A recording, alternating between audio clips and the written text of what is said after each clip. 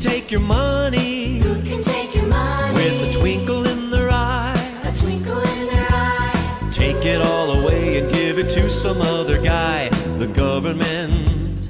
The government. The government can. The government can. And who can tax the sunrise? Who can tax the sunrise? Who can tax the trees? Who can tax the trees? And let you run a business and collect up all the fees. The government. The government. Oh, the government can. The government can. And the government can, 'cause they mix it up with lies and make it all taste good. Make it all taste good. The government takes everything we make to pay for all of their solutions. Healthcare, climate change, pollution. Throw away the Constitution. And who can give a bailout? Who can give a bailout? Tell us to behave. Tell us to behave. And make the founding fathers roll over in their grave. The government. The government. Oh, the government can. The government can. And the government can, 'cause they mix it up with lies and make it all taste good. Make it all taste good. The government takes everything we make. They're power hungry and malicious. Their economics are fictitious. Soon we'll have to eat our dishes.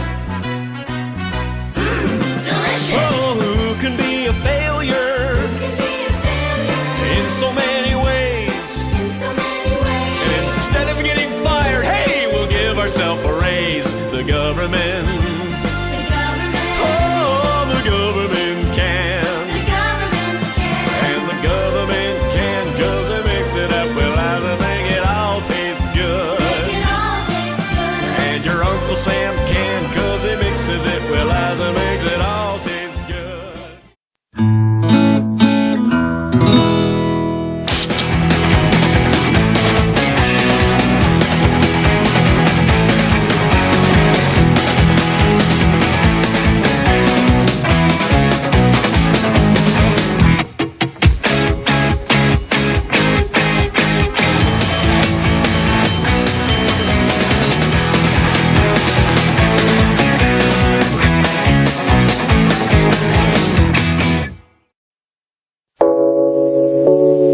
Welcome to the Independent Review, a weekly podcast where we bring you the latest from the world of independent journalism. Whether you're a news junkie, a curious learner, or just looking for a fresh perspective away from the corporate media, this is the show for you. So join us now as we dive into the world of independent journalism on the Independent Review.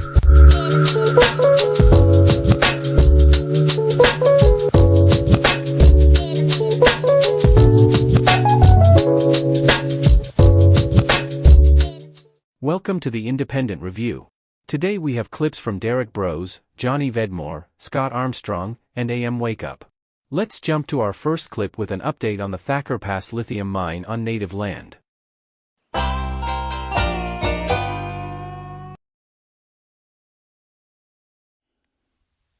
In this episode, we're here among the sagebrush of northern Nevada. This region is known as the McDermott Caldera, which is thought to be among the most lithium-rich places on Earth.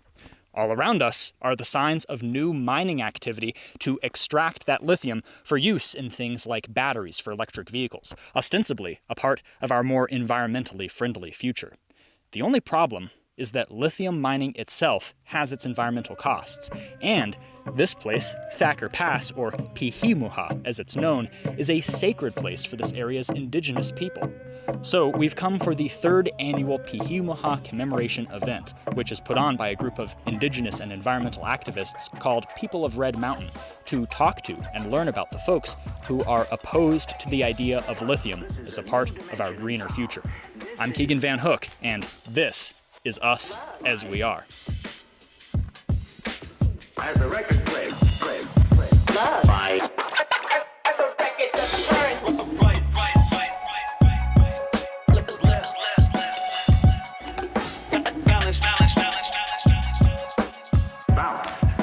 The The event at Thacker Pass took the form of a campout, a sort of small-scale environmentalist festival, with conversations, presentations, and a potluck lunch by day, and more conversation around the campfire at night. We were in the shadow of this prominent rock overlooking a big empty basin showing the early signs of new industrial activity. Our surroundings were, for the most part, a mystery to us. There was a lot to learn about where we stood. So I want to welcome everyone. We're here for the third commemoration of the Pihemaha massacres, 1865, September 12th. I just want to thank everyone for showing up in person, for being here. This year, we are witnessing the infliction, the wound on the land. My name is Kaila Farrell Smith. I'm a Klamath Modoc tribal member, and I'm a professional artist, and I've been also doing environmental activist work for almost 20 years.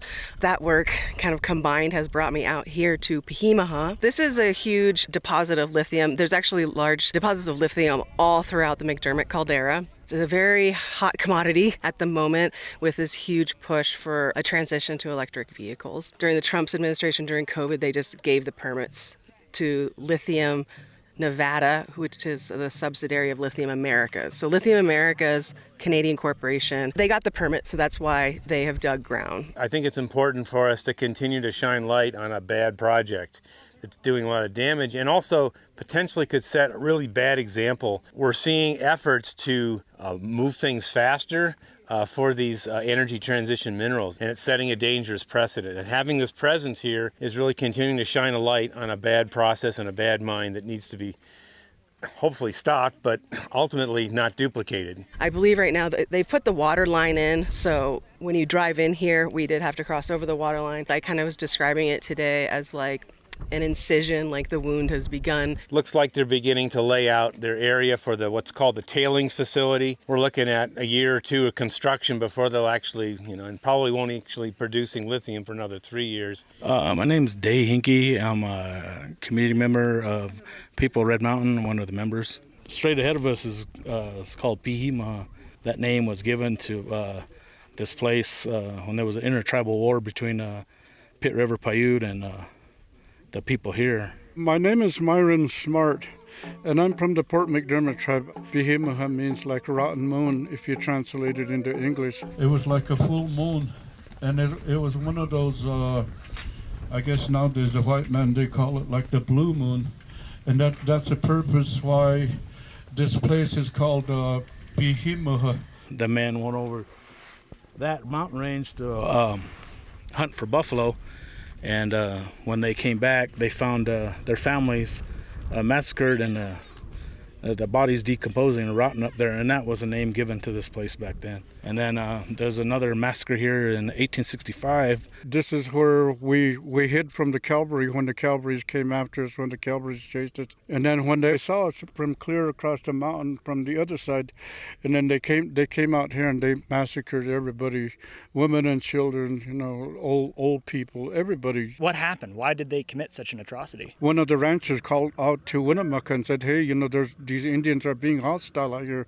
And which is they were not even doing that. They were just trying to beg them for food because, that certain year is when we had a really tough winter. I mean, the snow was really deep. And then they came to here because this is one of their getaway places because of the peak here, it was like a lookout for them. And what happened was when the cavalry, followed them, when they came behind them, and then they seen the fire over here, like campfires, they called it like a war party. And then they came here, wee hours in the morning while everybody was asleep. And then they came and, attacked and massacred everybody here.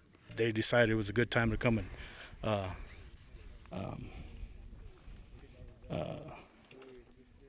I guess, massacre the natives because that's what was, we were given bounties, there was bounties on our head.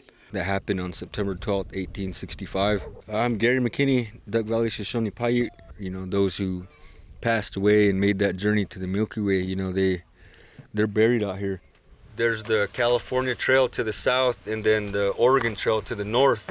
So in between, all this settling happened and it caused a big war, and they called it the War of Extermination. They went out and they found where our groups of Paiutes and Shoshones and Bannocks were, and either killed them or corralled them up and put them on reservations. We remember those are the things that are within our families as oral stories and traditions, and that's sadly a part of who we've become, of how we got here. We're survivors of, a genocide.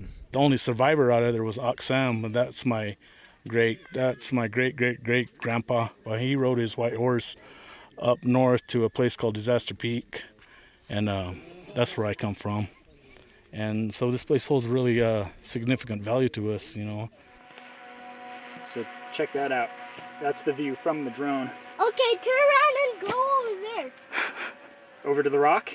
Yes, All right. over that rock. Okay. We're sitting right now at a place called Nipple Rock. They go up there and say their prayers and look east and watch the sun come up. Centennial Peak, I think that's what they call that, or either Nipple Rock? yeah, or either that or whatever you want to call it. It's like, kind of sort of look like that, but then I try not to really talk about it like that. It's called Sentinel Rock. There's many names for it. There's many names for it, but we call it Sentinel Rock. They would also use that as a lookout for big game. Buffalo used to be, way back. Buffalo used to be, so they would sit there and watch for game out here. Before the interest in lithium began, Thacker Pass was mostly BLM land, open for public recreational use, including by the indigenous community. However, one very old law forms the fundamentals of how mining claims in the United States are established, the General Mining Act of 1872. This law opens public lands, like BLM land, to mineral prospecting and mining. Anyone can stake a claim if they pay the appropriate fees, file the right paperwork, and respect current regulation in their state, doing things like holding public comment periods before starting mining in earnest. But regulations cannot countermand the General Mining Act. Mining claims are given a priority over other land uses, and thus, we have the activity we see now in Thacker Pass. We put a committee together when we found out that this mine was going to go through. We gathered a few people up and started spreading the word, and they're like, we don't know what's going on. I've never heard about this. I'm like, well, they just passed it. In the middle of COVID, the tribes were shut down, tribal offices were shut down, people were sick. That's when they passed the permits for the Thacker Pass lithium mine. Everybody was hiding in your house and no government buildings were open.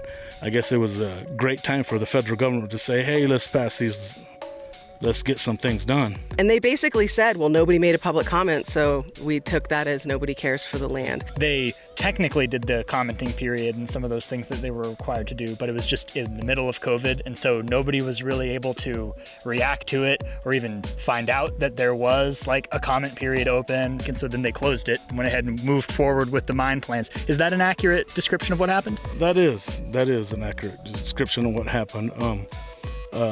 We were all fighting for our life. I'm sure you were scared for your life. I was scared for my life. We were told not to go nowhere by the governments. What they did is, I guess they sent a letter in the mail in 2020 to the Fort McDermott Tribal Council, and that was their consultation, they call it. Nevada, there's so many different tribes that consider this sacred. Then you go into Oregon, there's Burns Paiute tribes, there's the Klamath Modoc tribes, we're Klamath Modoc Yahuskan Paiute tribes. There's so many tribes that need to be consulted. Ever since COVID, everything's been warp speed. It's like, let's just do everything really, really fast. And of course, our tribal government was getting persuaded with money from the mining companies.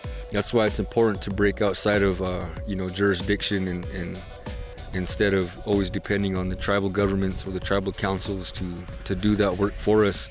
Because it's not about money, it's that bond that we have with the people who are no longer with us. I was brought here to the Fort McDermott reservation by my father after my mom passed away. It means a lot to protect what's around Fort McDermott, because now that my father's not with us anymore, that's all I have. My father, the late Alfred Leo Smith. So Al Smith is a very famous court case, and it ended up going to the Supreme Court in the early 1990s as a freedom of religion court case, and it was specifically about Native American freedom of religion. During that time, there was the American Indian movement, there was resurgence of Native people wanting to go back to their Native identities. By the time I was born, there were ceremonies that were happening here out here at Fort McDermott Reservation. So I have very, very vivid memories driving, across throughout southeast Oregon through the desert. And at those times there was wild horses, running through the desert. And, it was just like coming to a different world. And then participating in those ceremonies, it's very deep inside of me, that connection, and it's a deep memory I have with my father and this place. When I first learned that there's lithium deposits and this lithium mining boom, this white gold rush was happening, I became extremely concerned. What are some of the environmental problems with potentially mining lithium? Mainly it's the pollution of groundwater, the amount of water you need to be processing the sulfuric acid processing plant. It's going to deplete the water, and this is the desert. The Thacker Pass mine has actually got a restriction on it. It's imposed by the state of Nevada. And so they're only permitted to mine above the water table because of the water pollution that could result. There's a lot of abandoned mine sites that are in Nevada where there's pit lakes, water that cannot be used again. And this is water that is contaminated with chemicals from these mines that are seeped into the water table. Any mining, they're heavily dependent on water. It's going to dry out the earth faster. It's going to bring destruction to the people, the community here, the people back on that side. There's another little valley, like right over the hill. It's called Kings River Valley. There's nothing but farms, and there's a few ranches through there, and it's all going to, dry. It's just going to dry everything up. And then, we have antelopes and deers and rabbits and the sage grouse, they migrate, through there. And, now look what they're doing. They're destroying everything.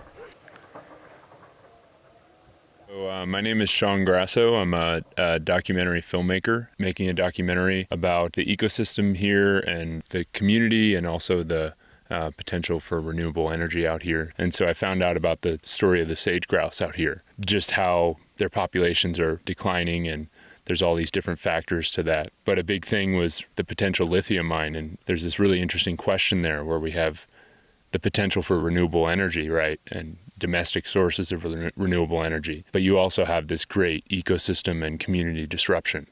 We want to transition off of fossil fuels. That seems like a great idea, but are we really looking at the cost? What's the response to the idea that we can convert to electric cars and other types of renewable energy generation technology using lithium mined out of places like this? There are narratives that are pushed, and there's agendas, and it's political. Green New Deal, Build Back Better, that's what I'm hearing the politicians say today. You can see how industry infiltrates into these bills. So I think that's happening right now with the selling of electric vehicles. You'd get people like Elon Musk saying things like, electric cars are going to be part of the new eco-friendly green future. They're zero emissions. Well, that's totally false. Those guys are illusionists, or magicians. The way that cars are now, with gasoline and things like that, it's the emissions are under the hood and they come out through your tailpipe. At the time you're driving your EV car is not burning CO2, while it pre-burned it with all this mining system. We're talking about this footprint, this carbon footprint. It's massive for these mines. Definitely burning fossil fuels isn't good, but we're being polluted, I guess, at such a level that I don't know if we need to change the conversation around just can we talk about pollution in a truthful way rather than around agendas of let's freak everybody out because the earth's going to burn down in 10 years. People were saying that 10 years ago. We're still here. You know what I mean? So there's fear-mongering around that, so I have questions about that. The whole system has to change to address climate change. I believe having community gardens in every neighborhood would be a really big dent in our climate change. You got less plastics, less CO2 going in the air. People are eating healthier. People are walking. I think cities need to forget about sprawling outwards. Maybe they need to go upwards and maybe bike. There doesn't seem to be a clear answer when you look at it from a macro perspective. When I spend time with the community here, or I spend time with the wildlife, the answer seems clear, right? It seems like this place should be protected. But then when you look at the current state of climate change and some of the dramatic things we're seeing, I think there's just an urgency there, right? As just a person and not a filmmaker, I start to think like, well, what can be done about it, right? I'm kind of like, I'm not ready to like give you like, oh, here's the solution, but I'm just like, this is not it. Digging will progress from west to east and will be concurrently backfilled with the non-lithium containing sand and gravel. The maximum pit depth will be less than 400 feet, shallow compared to a typical open pit mine in Nevada. When completed, the site will be reclaimed and able to be used in the same manner it is today. The entire area will be ultimately returned to its natural state using sagebrush and other native plants. They're never gonna make things how the way they always say, oh, we'll fix this up, it won't look anyway, you know, we won't leave a scar. There's a mine like right back over this way called Cordero Mine. To this day, there's like big old mine shaft that's still there. Because the corporations, they just leave when they're done. They're not cleaning anything up. You know, they write in their whatever statements that they'll do some mitigation, but it's trashed. The land's trashed. Ancient sagebrush is gone. The sage grouse are not going to return. It's a very fragile ecosystem. It should be preserved and kept for, you know, the elk and the 12 golden eagles that nest out here. Flora, fauna, you know, the plant life, which is their medicines, you know.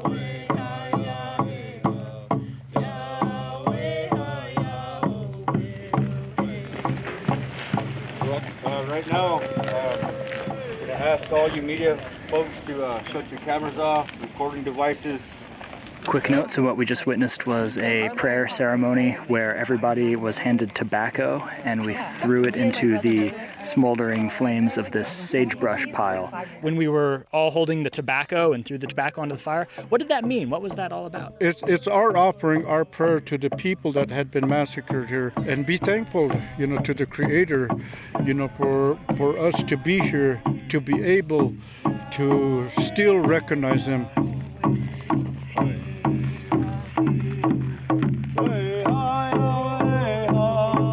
We're here before reservations, before mining. You know, we've been here since time immemorial. The Paiute and Shoshone and the Bannocks. We were at one time one people. We come from on the other side of the Santa Rosa Range. This is the Santa Rosa Range right here. Most of our people was driven up that way towards Fort Simcoe. And then there's another place out this way called Fort Bidwell. Some of the people were taken that way. Our children, like little kids, you know, they started to ship them off to these boarding schools. And that's where they told them not to speak their language, not to do their prayer, not to do their singing, not to do anything. And then they pounded all of this Bible onto the native people. They said, this is it, there's no other way. Like our culture started to fade away between then and now. And then seems like even our language the same way. You know, myself, I was like brought up like a prayerful person, a peaceful person. And I was always told by my parents and my grandparents, he said, don't forget. He says, pray for your earth, pray for our Mother Earth. He says, whenever you get a chance, he said, acknowledge her. I always like to say, let's talk about the dreams and not the nightmares, where we rebuild this hoop in a good way, you know, because it involves all of us and our children and those who come after us. Now, you live out here in this area, right? Yeah. I'm originally from here, yes, sir. Fort McDermott, Paiute Shoshone Reservation. It's about 20 miles that way, way the crow flies. What's life like there today? Simple, slow and simple. This is what you make of it. If you want to lay on the couch all day, well, you're going to lay on the couch all day. Some of us still do traditional ways and some of us don't. There are people like myself, and there's a few others that are here that still sits down and prays like on our Mother Earth. I guess you can say that that's part of our culture. I still follow my traditional ways like how the way my grandma taught me, and, you know, my parents, you know, they've always found it. Never forget, you know, where you get up every morning. Yeah, some people live the modern lifestyle. Right. Lazy style, you know, everything handed to you. I don't do that. Mm-hmm. So I try to, because I believe one day my kids, not me, but my kids are going to see a day that's coming that they need to live off this earth. So I want to have them prepared. I don't know it all, but what I know is I try to teach them. People think this is just a nowhere, and that this is and they call it a sacrifice zone, and you know, these are the people that they want to sacrifice. Yeah, this place is like a wild garden up on that Behemoth where they're going to go mine. There's tons of food up there. A potato, there's bitterroot up there, onion, wild onion up there. Every mountain range is different. Every mountain range holds different things. That mountain range over there, they got chokecherry, they got elderberry, they got doza. Up on Disaster Peak, we go and harvest white rock called EB. Another mining company, Australian company called Jindalays wants to mine in that area. And that place is really significant to us because that holds our first medicines in that area. And that's the only place that we can get it. And so we got people come from hundreds of miles to come and harvest that. How are we going to, you know, show that we utilize the land so they can't ever say, oh, you guys aren't important, you guys don't do anything. We are utilizing the land, and we know why. We have to get back on the land to get land back. Wow, it's kind of a cave, isn't it? Oh wow, that goes back there. Wow. Basically, there is a spotlight on the caldera. We know that. They're looking for the minerals, and they're gonna say that they can mine their way out of climate change, but we just know that it's a finite resource and you can't do that, right? The Jindalee project that they were talking about, that's an Australian company that is looking at the northern side of the caldera, which just happens to be on the headwaters of the McDermott Creek, right? So we're really concerned about that. There are actually 5 companies exploring in the caldera, 5 different transnational companies. This one patch in the middle, that's the only place not claimed right now, and that's really scary because that means that there's more lands being looked at for mining than there is lands being left alone. They fast-tracked Thacker Pass, and now these other mines want to continue to build off of that. There is a proposed national monument just over this landscape right here. They're calling it the Owyhee Canyonlands National Monument. And a national monument, you know, essentially is a place that can be designated to protect the resources of that place. It can be ecological resources, it can be cultural resources, it can be historical resources. Now, why is that important? Because national monuments are one of the only tools we have to have a mineral withdrawal. And a mineral withdrawal means the lands can no longer be looked at for mineral extraction. They're protected. Check this spider out. Yeah. Whoa.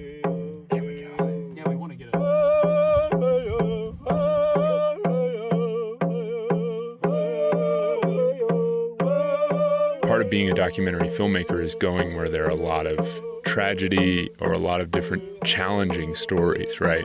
And so you get exposed to a lot of those. At least on this project, I think the harsh realities of mining and what that toll that it takes on the community and the ecosystems is really challenging to see. For everybody out there, you know, for you, for the listeners on these documentaries, you know, it's about time you start talking about it because it involves you.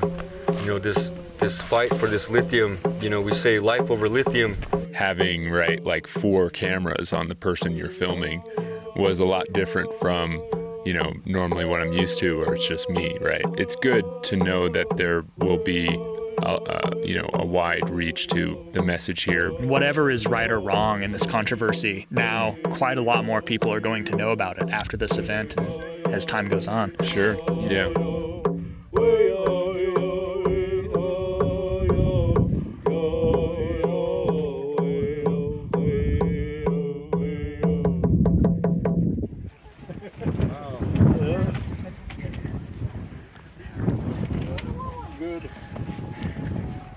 What did we just listen to?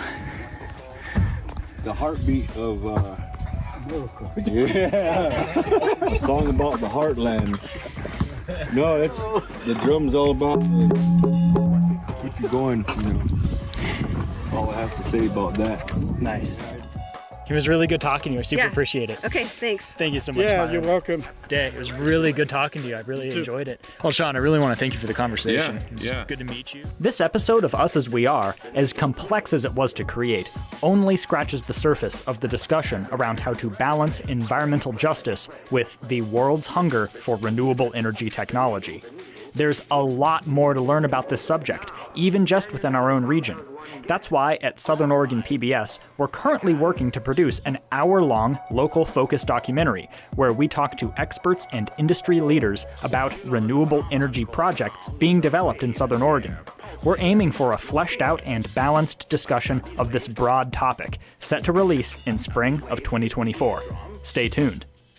What we do about climate change, whether that be extract new energy resources from places far from where most of us live, or change our lifestyles, or otherwise, is up to all of us as a collective.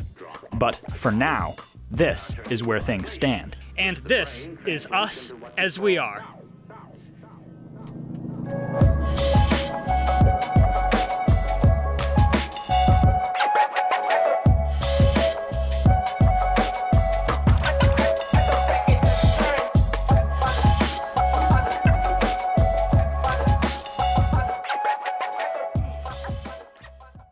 Next we have a clip from Derrick Broze. Let's take a look.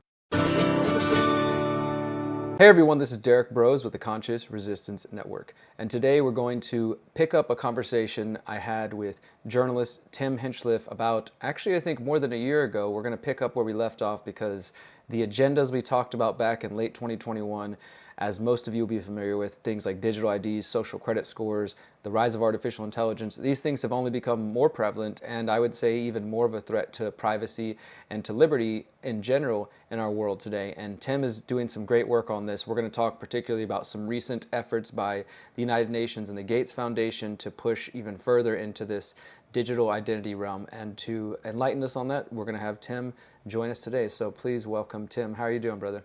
Doing great, thanks. How you doing, Derek?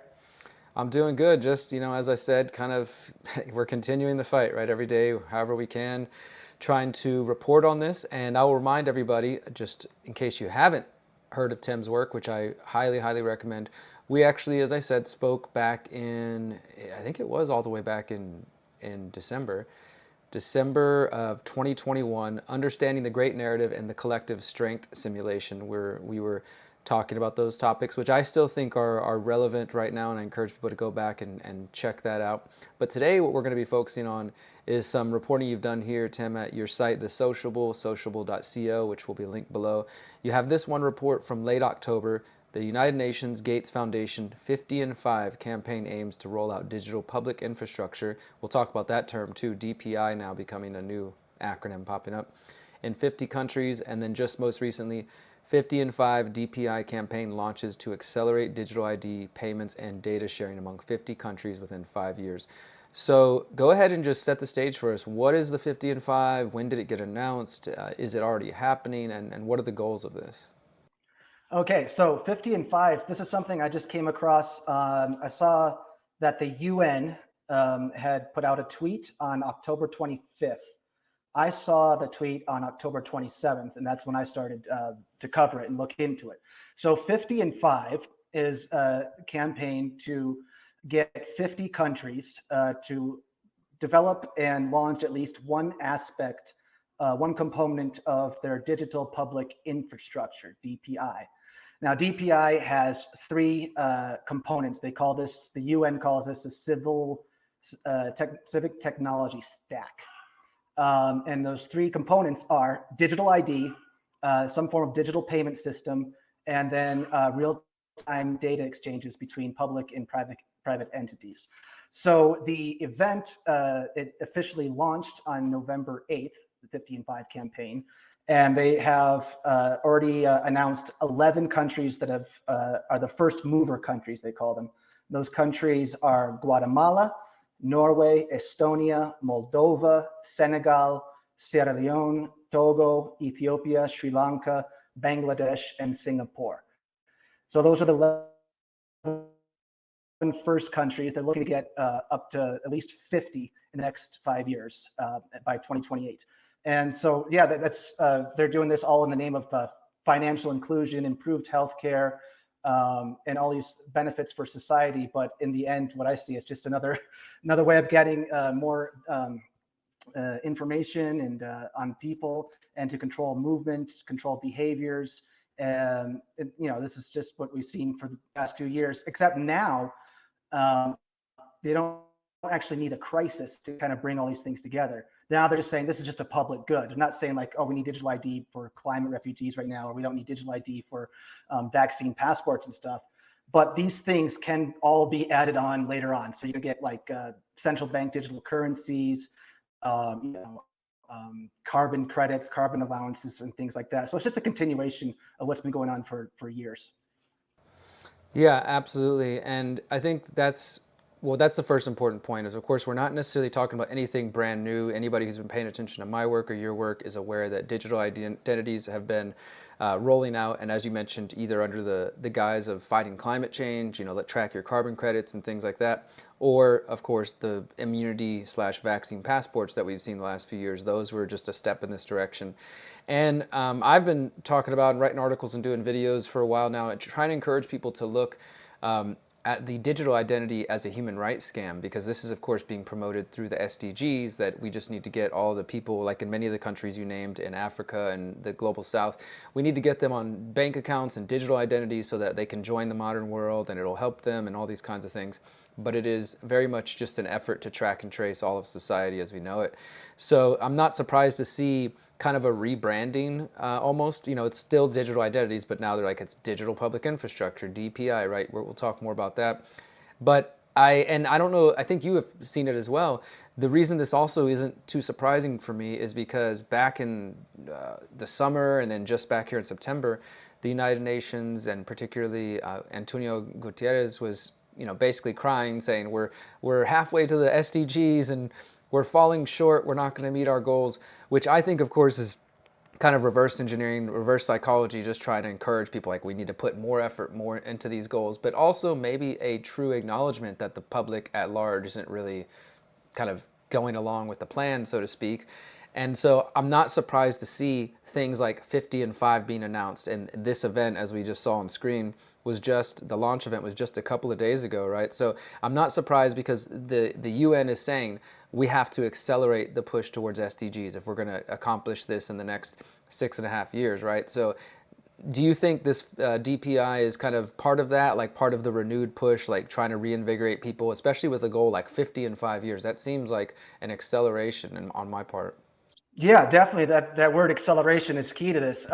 Even just last week, the World Economic Forum came out with a report saying the exact same thing about what the UN was saying is how that they're not reaching these sustainable development goals soon enough. So now they're saying, well, stop thinking long-term stuff. Do what you can now, and just implement whatever little piece you can right now. And it's the same people, same groups, same organizations, just in a whole circular inbreeding of people funding one group, funding another group. So take this 50 and 5 campaign. So it's officially a collaboration between the Bill and Melinda Gates Foundation, the United Nations Development Program, the Digital Public Good Alliance, the Center for Digital Public Infrastructure, and Co-Develop.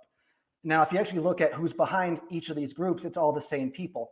So the Center for Digital Public Infrastructure, that's backed by Co-Develop, which is one of the people in 50 and 5, and another group called Nilekani Philanthropies. Now, Nilekani, that's from Nandan Nilekani, and he's the co-founder of Infosys, and also the guy behind India's Aadhaar digital ID system. And he said back in spring, in April this year at the IMF spring meetings, he said that digital public infrastructure, what we need to do to implement that are the 3 tools of the new world, he called them. Those were bank account, smartphone, and what are those 3 tools? Bank card, smartphone. Would it be CBDCs? Bank account, smartphone, and I just lost the thing. Oh, here it is. Everybody should have a digital ID. Everybody should have a bank account. Everybody should have a smartphone. Those are what he said back then. So that's Nilekani.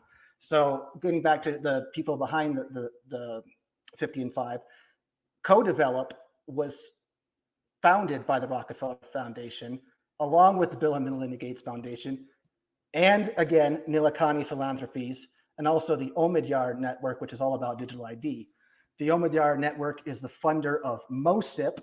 MOSIP is a Gates Foundation funded platform that helps governments and other organizations to implement digital ID. It stands for Modular Open Source Identity Platform. And then you have the Digital Public Good Alliance, which lists Gates Foundation, Rockefeller Foundation, and its roadmap showcasing all these DPI activities. So it's really, the messaging is coming from just a small group of, well, they're big groups, but just a tight-knit group of big groups all pushing for the same thing.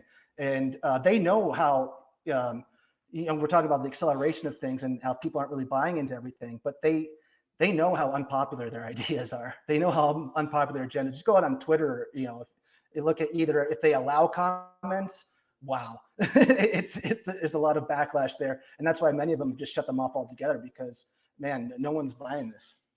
Yeah, exactly. And like you said, it's not a large number of organizations. It never really has been. I mean, they like to create foundations, and they have so many acronyms, and they have so many different agreements. And especially when it comes to the UN, like I sent you an interview I did last week with Jakub Northengard of Sweden, talking about another agreement, the Summit Financing Pact of the Future. And I know it's a lot for people to keep up, so I want to encourage anybody who's listening who's already maybe glazed over in the eyes of DPI and this, just understand that it is many of the same players. They might come in different names, but as Tim was just pointing out there, when you track back who's funding who, it does go back often to the Rockefeller Foundation, to the Bill and Melinda Gates Foundation. Of course, they're not the only ones, but they definitely are funding a lot of these different groups and organizations that if you just were to look at them and kind of put them all out there, you wouldn't imagine that all these different groups were actually interconnected and being funded by the same people, and then they're in partnerships with these groups. It creates this, in my view, this kind of false appearance that these ideas are much more popular than they really are, when in fact it's just this kind of small, the word cabal I think maybe is useful here. And so I have on screen here for those who are looking, just to reiterate what Tim just said, 50 and 5 is a country-led advocacy campaign in collaboration with the Bill and Melinda Gates Foundation, the Center for Digital Public Infrastructure, co-develop Digital Public Goods Alliance and the United Nations Development Program, and is supported by GovStack, the Inter-American Development Bank, and UNICEF. So a lot of kind of globalist players there. Have you come across, Tim, like in you're looking at, now we're seeing this use of DPI. I think anybody who tries to look out for this propaganda should probably keep your eyes and ears trained to this now. When you hear DPI, it's going to be related to digital public goods, but more specifically to digital identities and similar things like this. But do you see, is this bigger than just digital ID when they're talking about digital public infrastructure? Like, is this, as you said, like helping people get the bank account, helping people get the smartphone, or is it just on the digital ID front?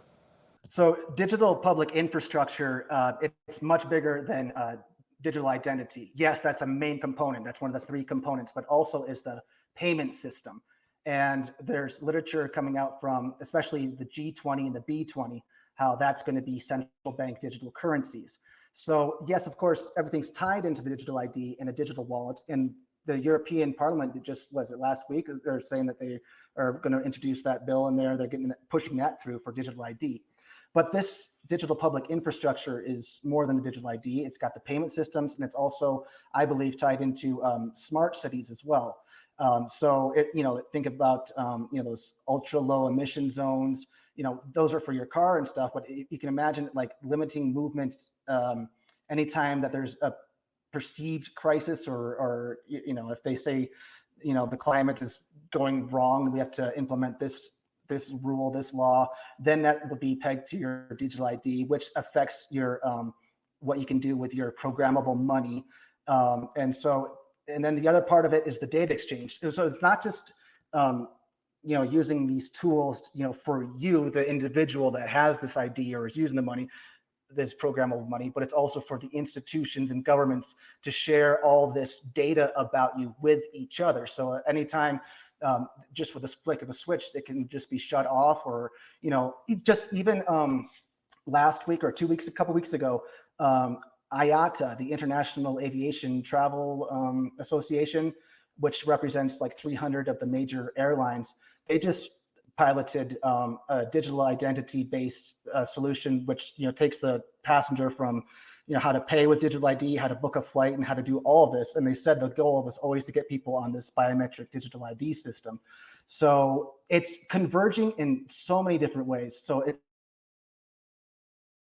it's the digital ID, it's the payments, and then the data sharing. And then what I see this all coming to is just a system of social credit that they want to be apps, the everything app. Even at the 50 and 5 launch, the representative from Moldova, I think it was the minister of, who was it? The minister of, Deputy Prime Minister of Moldova, saying that they're committed to enhancing and establishing, and they're modeling after Ukraine Dia app. So they want it to be a one-stop shop. We're talking about the 50 and 5 event that just took place November 8th. They just officially launched it, as you reported on here. And you talked about, that statement there from the one official there. Is there any other big takeaways? Was this just kind of the first step, or was there anything big that you saw announced in terms of discussions or other speakers on the official launch? Or was this really just like their first kind of kickoff, letting it known that they're here and they're starting to work on this? Yeah, well, there's a couple in the article that you have pulled up that there's a couple of quotes. Another one, which I think is really important, that says a lot to me, that from Moldova, is that what do they say? Is that it's over the next 5 years, we're committed to enhancing and establishing key DPI components, the payment system, the digital signature, the digital identity. All of those components are already available in Moldova. They are currently being in a permanent state of evolution. So that just means they're going to keep adding more features or functions to it, and it's going to keep growing and growing and growing. So whatever there's on now, they have there now, but just imagine that any situation in the future can arise, and they'll just say, oh, now we're going to add this to it, and now we're going to restrict this, and now we're going to add this so you can't move here, and now we're going to add this. And it just keeps on expanding. It reminds me of how European Central Bank President Christine Lagarde, we all know her, she keeps saying about the digital euro, which is CBDC, that cash will always be available. I don't believe her for 1 second, because once you reach a certain threshold of adoptability of certain people, a number of people who've adopted it, they could just say like, well, there's no point. And things like this are already happening in places like, I believe, Australia. You can't get, it's harder to get cash out of, banks aren't taking cash, and elsewhere in the world, ATMs, branches are closing. So they're just trying to slowly do away with cash, just on its own, just trying to phase it out and just try to prop up something that they say is more convenient. But in the end, just like what this Moldova guy is saying, we're in a permanent state of evolution. So this is never ending. And then another thing from the same article is that Sina Lawson from Togo, she's the Minister of Digital Economy and Transformation of Togo. She was part of the first time I ever covered DPI was actually 2 years ago. I believe it was for the World Economic Forum Sustainable Development Impact Summit 2021. And she was on that panel bragging about Togo and using their digital ID system. What the first thing they did was to give out a UBI, Universal Basic Income, to I think it was $34 million to a large swath of their population. And she said that's how it started. That's how their their DPI road started. And then right from there, they went into vaccine passports. So this is what I'm saying, like, we'll start with one thing, but then we'll just add on this other thing and keep on adding on. And this is going to keep, and this, I believe, will extend out to smart cities and beyond. And then smart cities will share data with other smart cities, and just, it creates this grid of total track and trace and control. Here is our next clip from Johnny Vedmore. Alert! Be alert! Be alert! Look! It's alert! Alerting! Officials fearing our troops in the Middle East are facing a significant escalation. Fox News alert! This Uh-oh. Iranian-backed proxy fired missiles toward one of our warships off the Here we go. An Iranian-backed proxy fired missiles at a sexy-looking USS Mason that was sitting just outside. They were like, hey, guys, with missiles. Just going to park up here outside Yemen in this country that we're not involved in the war. We've not been involved in the war at all, apart from the bits where we've been involved in. Yeah, we've not been involved apart from the fact we're involved. Now you're firing us. You're firing us. Acts of aggression. It's time to go into a war in the Middle East, methinks. It will help. if we slowly go up towards Iran, because we're going to have to creepy weepy. They're going to creepy weepy up towards Iran. You can't stop it. You know it's going to happen. Iran is coming. It's coming. The Iran war. It's coming. It's coming. Fox News' Jennifer Griffin has the latest from the Pentagon. Jennifer. Charles, it's interesting to note that a Japanese Navy destroyer assisted the USS Mason Sunday with the interdiction that saved the Israeli tanker and its crew. 3 Chinese Navy warships, however, were also in the area but did not render assistance to the 59 distress calls. Wow. Let's listen to that again. That is amazing. Some spin. I feel her head should be right in the center of the Pentagon there. They've missed a trick. This seems like such American fuckery starting here. Charles, it's interesting to note that a Japanese Navy destroyer assisted the USS Mason Sunday with the interdiction that saved the Israeli tanker and its crew. I just want to say, why is there a Japanese Navy destroyer hanging around near Yemen? I don't want to be like, I don't want to be suggesting that this the Japanese always buddy up with America nowadays, which they do, partially because they got bombed so bad. They got it right up the wazoo, right in the Nagasaki where the fellas did the wacky and the women did the wacky to woo. Yeah, you know what happened there. You know what happened there. Hiroshima showed Japan they should always be there to save the American backs whenever America needs them. That's what it showed them. Hey, could have been worse. Yeah, one thing that a lot of people don't know is that the 2 nukes that were going to be dropped, that got dropped on Japan, the 2 atomic bombs, well, they were bad. They wrought devastation. But what the British wanted to do was burn the whole of Tokyo alive. Burn all the people. Nearly every house there was in the main area was made of paper and light wood. And they said if they firebombed it, everybody would do casualties that would maybe reach 1 million, which would have been much more than the nuclear bomb. So anyway, this seems like a fit up. Whatever this woman's saying here seems like fitty uppy. 3 Chinese Navy warships, however, were also in the area but did not render assistance to Japan good, China bad. Who would expect that? Oh, Japan good, China bad. They like karate. They hate kung fu. 59 distress calls, I'm told. Just 2 hours after 59. Oh, those Chinese. They were like, they heard the first distress call. They were like, we know, we can hear you. And we are not going to come and help you. I'm doing my Japanese accent for Chinese. I don't know if you can tell the difference, but that's my Japanese accent anyway. Let's hear. Let's wait. Oh, there's another distress call. That is 2 distress calls. Oh, look, the Japanese are helping them. Silly Japanese. They're still sending out distress calls, though. 59 distress calls later, and the Chinese are suspicious that they're being drawn closer for some other reasons. From 5 armed hijackers off the coast of Yemen, the USS Mason tracked 2 ballistic missiles fired by Houthi forces toward the U.S. Navy destroyer. Both. Wait a minute. So it tracked 2 missiles fired by Houthis towards. They say fired by Houthis. They say towards the destroyer.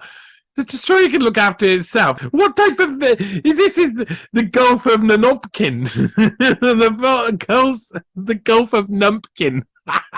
The Gulf of Numpkin. That's a good one. Missiles splashed down 10 nautical miles from the U.S. warship. Oh my God! 10 nautical miles. Does anybody know how much a nautical mile is? I'm not sure what a nautical mile is. I'm going to check. Nautical mile. And what does it mean? A nautical mile equals 1.1508 land miles. So let me get this right. It landed even further away than it sounded. Both missiles splashed down 10 nautical miles from 10 nautical miles, which would be the same as saying 11 miles. I don't know why they didn't say 11 miles. Suppose it's at sea. Why nautical miles different? No one tell me why nautical miles are different. I'm ignoring nautical miles exist. The U.S. warship That's silly. in the Gulf of Aden. But U.S. military sources say the Houthi threat to U.S. Navy vessels continues to escalate. On Sunday, 5 armed gunmen seized the India Central Park. That was sexy. Phosphoric acid. Quarrying. After boarding from a skiff, the pirates pulled up alongside the tanker, which I'm told had a low freeboard, which gave the hijackers easy access. Were they hijackers? Were they military? Was that military base? Was that to what was really aboard the ship? Initial indications show the 5 individuals were Somali, but it's not clear who. So they're gonna get like this old Somali pirate tricks, and they tried to pass them off as Iranian when it started, wasn't it? They said they were. I'm sure they said there was a. That's insane. The crew had What's locked going themselves on? in the Citadel safe room. The gunmen tried to beat down the door to the safe room and then exited the ship and were making their way back to the shores of Yemen. U.S. Navy personnel fired warning shots and So they were. I'm really confused. They were Somalis who then tried to get back to Yemen. And arrested them as a U.S. helicopter gunship flew cover. The hijackers are being held on the USS Mason, being questioned by the U.S. military under counter-piracy authorities. In 2016, the USS Mason also found itself in a similar situation off the coast of Yemen and fired an SM-2 missile to defend itself against Houthi cruise missiles. It was the first time a U.S. warship had fired an SM-2 missile in combat. On Sunday, the USS Listen, that combat has got big quotation marks around it, like novelty quotation marks, really big pink inflatable quotation marks around it. This is ridiculous. And so there were apparently 2 missiles fired that landed 11 miles away from an American ship. They could have misfired. They could have been tests to test out the missiles. And that is a direct attack. This is insane propaganda. Says that there's a neocon push towards consolidating. Listen, the whole of Eastern Europe is consolidated now. Do you realize that? We've entered into the point of perpetual warfare. We know we're at the end stage in Eastern Europe. So the next flank of Russia, the southern flank, has to be taken. This is what this is all about. It's always what it's all about. Passed through the Strait of Hormuz. National Security Coordinator John Kirby said the aircraft carrier strike group was there to deliver a message. Targeted at any actor in the region, nation state or otherwise. This guy looks like he's in a skin suit. Oh, he's got they live face. If you had the glasses, he would instantly see they live face. Definitely. He just doesn't look comfortable. Nothing he's doing there looks comfortable. He feels synthetic. Considerations of widening this conflict. The Houthis don't seem to be getting the message, Charles. The Houthis don't seem to be getting the message.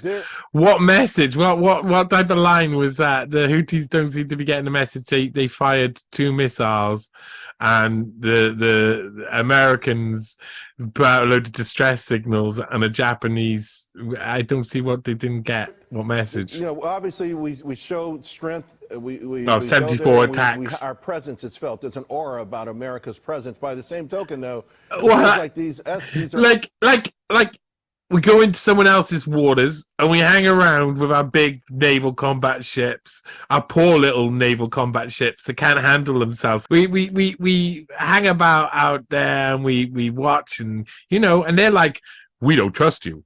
I don't understand why they don't trust us. And why don't they trust us at all? It's not like we've ever gone to war with anybody in the Middle East, is it? Escalating. I think 74 actions have been taken against American troops. At what point do we become alarmed, or do we just stay? 74 against troops in other people's lands and other people's territories across the other side of the world? Is this going to be what it is? On the defensive and try to swat these away. Well, it's interesting, Charles. Wow, because SWAT. I was just looking back at the timeline This is superior language. If you want to see supremacism here, they're like swatting this away. Should we? Exactly. So why are you worried? You're hanging out in someone else's territory. You're bound to get a bit of conflict when heat is on and when the temperature rises. And the temperature has risen. It's risen.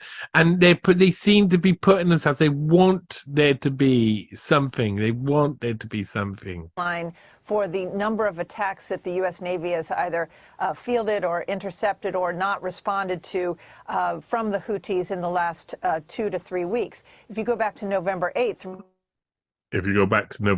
Go on. Remember, the Houthis shot down a $32 million MQ-9 Reaper drone. Oh my God, a drone. What? Don't tell me. We flying the drone over their country.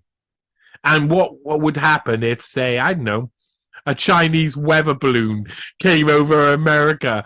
Oh God, you people. I mean, it's such hypocrisy. There's been no response from the U.S. military to the Houthis firing on that drone. Then the Houthis fired a drone at the USS Thomas Hudner. The Hudner was allowed, of course, in self-defense to fire a missile, and it struck down that drone. But the number of missiles coming out of Yemen toward either Eilat in Israel or targeting ships, and now we have these hijackers that were making their way to the Yemeni shores after trying to take that Israeli tanker. The threats are mounting, and what is a bit baffling to many who know this region is why the U.S. military has not been given the authorities from the White House to fire back and to strike. There you go. They have. There's the nub. There's the nub of it. We're wondering. We just don't understand why we haven't been given the excuse to get involved in a Middle East war. Why do you think they haven't been given the right to go and get involved in the Middle East war? Is it that it would be extremely unpopular and obviously a ruse to be able to get involved some way? And this is already like this woman classes as an American journalist, and she's a national security correspondent at the Pentagon.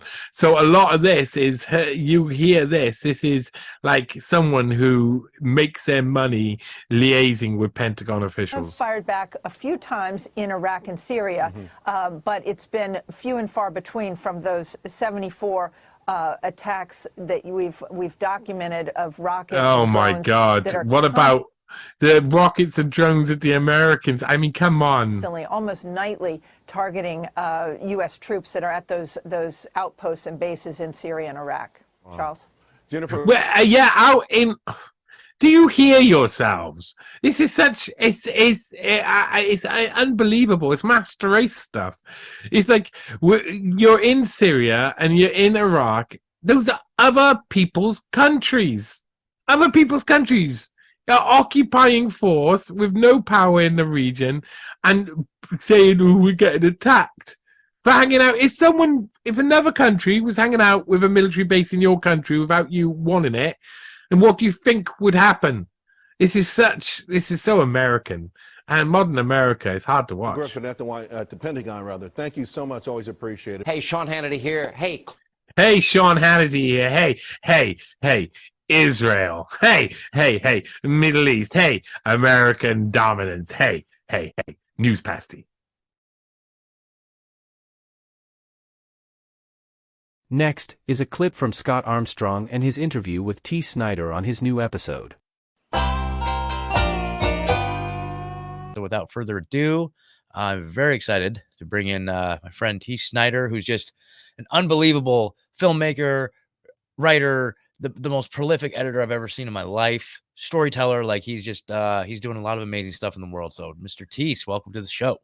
Hey Scott, thanks for having me back. Yeah, man, thanks for coming. So your accomplishment, I'd like to call it, I guess, Conspiracy Synergy. It just keeps getting better and better. So for anybody that's watching, listening, that may not be familiar with Conspiracy Synergy, give us the quick rundown. What was the motivation for this? Okay, well, the motivation is that people don't understand reality, and I've been trying to talk to them about the reality of conspiracy, not theory, real conspiracy, for a couple of decades now. My personal kind of awakening point in that realm was the film Zeitgeist and venturing further into 9/11 truth. And That was made all the more difficult by the fact that, generally speaking, people just didn't want to talk about it. They didn't want to hear about it. And they would always have really difficult questions for me anytime I'd bring it up. And so I wouldn't know the answer to those things. And I'd go home and I'd watch a documentary or I'd read a book to understand better. And fast forward a couple of decades worth of doing that, and you've read a lot of books and you've watched a lot of documentaries and you've listened to so many podcasts and you know a lot. But at that point, it's really difficult to get other people to understand all of that, because you just end up talking at them over and over again, and they kind of tune out because they aren't really able to process that or be on the receiving end of it. So I wanted to create a show that could be a quick encapsulative overview, a sort of red pill, as it were, for the entire conspiratorial movement, and to make it fun and engaging and emotionally welcoming, so that it's something that wouldn't just be there for the echo chamber choir that we're all talking about this stuff to. It would be something that we could use as a welcoming outreach tool for our friends and family. So that's what the show is. It's Conspiracy Synergy. It's all of us coming together. It's an introduction to all kinds of wonderful alternative media people, and it gives people the real, like, groundwork, bedrock, this is the real deal references, some of the best of the best. And it's important to understand, because this isn't going to go away. It's actually going to keep getting worse. So that's a perfect opportunity to inform yourself and to pass this along to your friends and family so they can be informed too.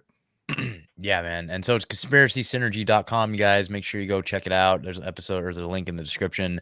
I would suggest just starting episode 1, diving in and going through. Currently, T's just finished episodes 8, part 1 and 2.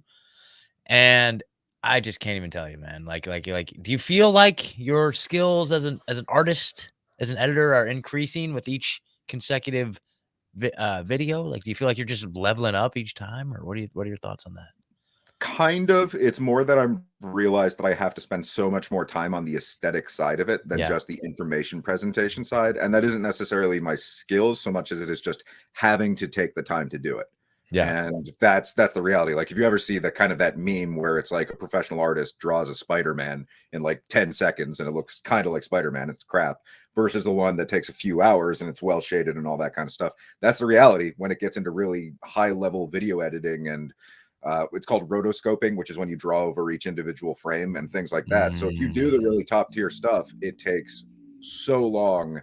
And if you're also doing all the research and all this other stuff and trying to kind of synthesize and amalgamate huge depths of information so that it's something that's digestible and accessible for the layman and still engaging for the people who've been doing this for decades, that's a tall order. So it's one of those things where, yes, I'm leveling up, but also I'm having to slow down to just be very precise about it. Interesting. So rotoscoping, I'm not familiar with this because I do editing, you know what I mean? Like, just as a day in, day out sort of operational thing with a lot of the projects I'm involved in. But you know, your work fascinates me because I understand these tools. Like Adobe Premiere is what I use a lot. I understand how these tools work and what it takes to do just some of the basic stuff, like just to do a basic, like some transitions or like motion graphics. Like, that takes a lot of work.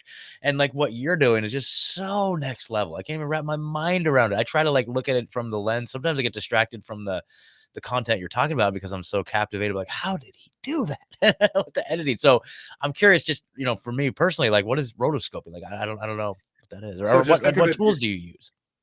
Yeah, so I use Premiere as well. Okay. Just think of it as inserting keyframes for either every frame or as you go along. Because like when I'm using the puppets or when I have PNGs, a lot of what editing is it's sort of like you're guiding the eye so that it becomes sort of like ballet movements from one frame to the next. And then if you get really high level about it, you're going to be changing where a frame ends off so that it'll be more in alignment with where the next picks up.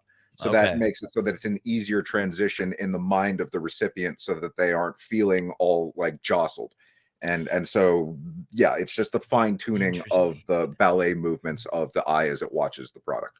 Oh my gosh, I never even thought of it that way, because now that I think about it, it is very true. Like the action kind of flows one into the next, like this ever evolving. It's like a lava lamp of activity that just kind of flows, like, you know, in and yeah, that's amazing, dude. Like that's a really great analogy, actually. Yeah. No, that's perfect. That's the perfect analogy, a lava lamp. You want it to feel like that. And if it's just like glitchy, you're gonna be like, this sucks.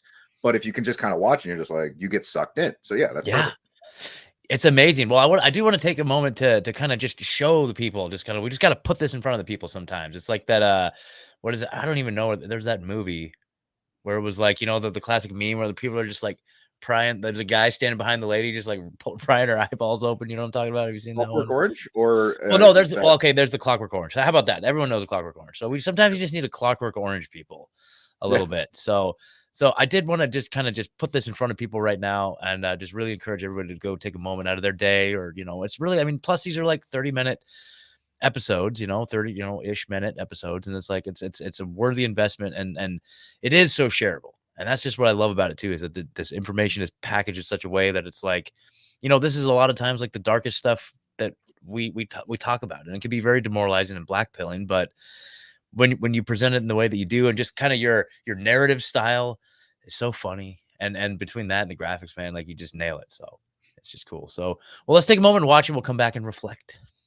So let's see. Let's do this. Bam.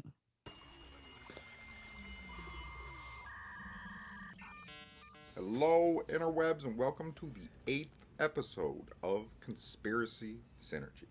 I'm your host, T. Snyder, and as always, thank you for tuning in and for taking the time to delve into relevant controversy and real-world conspiracy. Not theory. There is no conspiracy theory going on in this show. There is instead a vast expanse of forensic historical research, all kinds of whistleblowers and documents throughout time that collectively stack up to comprise the situation that we're able to put in front of our eyes. We can look at this and read it and understand it for ourselves. And when we do that, we're able to accomplish something truly incredible. We're able to change our freaking minds. And when that happens, we act very differently in external reality. That's how this works. We're able to, and then, oh yeah. So that's what we're trying to help encourage other people to do too, because then you can enlighten the world. You can brighten each other's day. And seeing that kind of peace on this earth manifest, well, not only is it possible, the more that we work towards it, it increasingly becomes inevitable. So on today's episode of Conspiracy Synergy, we're going to be helping everybody realize real revolution in the core of their being by going through a step-by-step sequence of illustrations within a puppet-filled video game called The Plan to Save the World. Okay, so this is like the character select screen. You're kind of just stuck being the person you are in real life already. Sorry, blame your parents for that one, not me. But ultimately, the thing to remember about playing life successfully is that it's more about how you equip ideas and loot.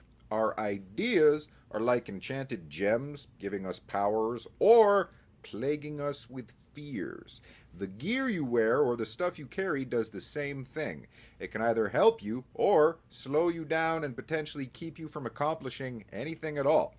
So you got to be careful the things that you equip, and the same thing with what you're carrying around. You got to be careful how you use that in order to be able to get to other places. So here we go. We're going out into the world as a magical puppet creature thing. Here we are. Yeah. Cool. All right, where are we going? What are we doing? All right. So we want to get the townsfolk to revolution, but there are like a variety of different kind of like mini games and things that we got to go through in order to be able to accomplish that step. So we got to get ourselves out of Plato's cave, and then from there, after that, it's like this is the full world map. Then we got to go and make new friends. Then, after we make new friends, we got to help start a revolution with them. And then we're going to improve all of our communities. And by improving community, we're going to create new currencies. And by creating new currencies, we're going to change the current of history so that we're able to save the world together by revolutionizing our culture. So that's the map of everything that we're going to be doing today. And that's the trajectory that we're going to take to save the world.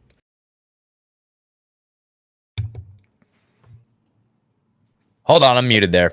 And that's the trajectory we're going to take to save the world. So bravo. Bravo, my friend. It's just like, that's hilarious, man. So on so many levels, like the use of the puppets, particularly the white rabbit, it's like what inspired you to use the white rabbit? Like what's the white rabbit symbolism all over the place?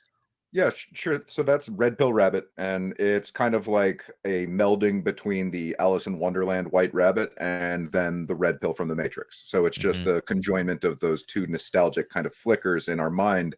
And you can also like go to the dark side of how there's kind of the inversion principle. And if you look at the molecular structure of adrenochrome, it looks like a rabbit. So as you get deeper into the symbolism of all these kinds of things, there's kind of that juxtapositive reflection both of the tragedy and hope of it. Okay, this is amazing. Hold on, let me see if there's like a. I'll worry about that later. Well, wow, if that's a nice for little people who tidbit. want a citation for something that's a little bit more legitimate for that, Dr. Shiva, who's running for president, he has a program that he created called Cytosolve, I believe it is, and he ran the molecular compound through that, and it holds up. So it's one of those things where the more you dig into this stuff, it gets really weird and dark, and that's why I play with it in such a light and encouraging way, is because a lot of the people who haven't really looked into this stuff, they can get pretty struck by it. Yeah, look, it's a little red rabbit with like red ears. Yep. That's hilarious. That's hilarious. Okay, cool. Damn. Okay, awesome. So the plan to save the world, man. I mean, you're doing your part. You're getting the word out. I love how you zeroed in on the idea of community, right? That's such a huge part of this thing. Because like no revolution happens by like one person, even though like, movies traditionally maybe show like one person writing in to save the day or whatever, right? But that's just not how it works in the real world. Like this is all a collective effort, and it starts with changing people's minds. And I love the idea of just going out and meeting your freedom friends. You know what I mean? Like that's just like, if nothing else, like this last few years have really forced a lot of us to go out and find our freedom family. You know what I mean? And so what does that look like for you? Like, I know you've done a lot of community outreach. Maybe talk to us a little bit about that, like some of the outreach stuff that you've done over the years, and then like where you're at with it today in terms of like meeting your freedom family. Well, for most part, that's been online because where I live, I'm in Edmonton, Alberta, Canada, and I do not like it here. It is, I would not recommend hanging out here, coming to visit, any of that kind of stuff. So I've done a lot of personal outreach. I've gone door to door wearing a rabbit costume, putting flyers in people's houses. I've sat out front of the legislator next to like a 6-foot medical dictatorship information sign with a bunch of bullet points on it, sometimes in the rabbit costume on a red beanbag chair, handing out like promotional materials every Saturday for 4 or 5 hours for over 2 years. So I've done a lot of outreach and talking to people and engaging with them. And I literally cannot meet another human being without talking about this stuff all the time. Because, oh yeah, it's literally a democide, genocide against our friends and family. And it's not going to go away. It's going to get worse. So it's one of those things where we're morally obligated to step up and not only do what we need to do, but calibrate ourselves to the reality of whatever that is. Because sometimes you can go out there and be very invested in the idea of, I'm going to go wake people up, but that's not something you can necessarily force. And it's not something you should coerce, or it's not something that you should do in any way other than where that individual is at. And that's the most difficult and troubling thing, because as we all went through this kind of COVID thing, we were watching people just walk head into a wood chipper, thinking that they were returning to like a springtime stroll or something. Yeah. And it's like, you guys are getting it wrong. You're not doing the thing that makes you healthier in the long term. You're making a tragic error. And that was devastating for all of us. So I lost huge numbers of friends, and I've had falling outs with a lot of my family. And that's kind of just the story for all of us. And now we're at this strange place where increasingly it's coming to reveal that, oh yeah, this was a terrible idea, and it was detrimental for huge numbers of people, and it's getting worse all the time, cancer rates, and we know all of this stuff. But getting other people who understood that they made this mistake to do something more than simply remove themselves from participating in the next booster, and actually leveling up to, oh, hey, no, we need accountability, we need transparency, we need these various different institutions that have been enacted or subverted by the deep state to literally be dissolved, and held accountable for the various different egregious violations of medical ethics and human rights that have taken place. And anything short of that will only facilitate the ongoing genocide. And that's the reality. It's not fun. It's not like I want to go to a party and just chat about this shit, but that's the fucking reality. So yeah, it's one of those things where my outreach is ongoing, as is all of ours. And it's really difficult to calibrate your emotional state to other people who continue to walk head on into that kind of thing, not understanding all that we've been through and all that still remains ahead. Last but not least, we have some clips from AM Wake Up with Steve Poikonen and Chris from Rantcast, with guests T. Snyder, Whitney Webb, and Same Tripoli.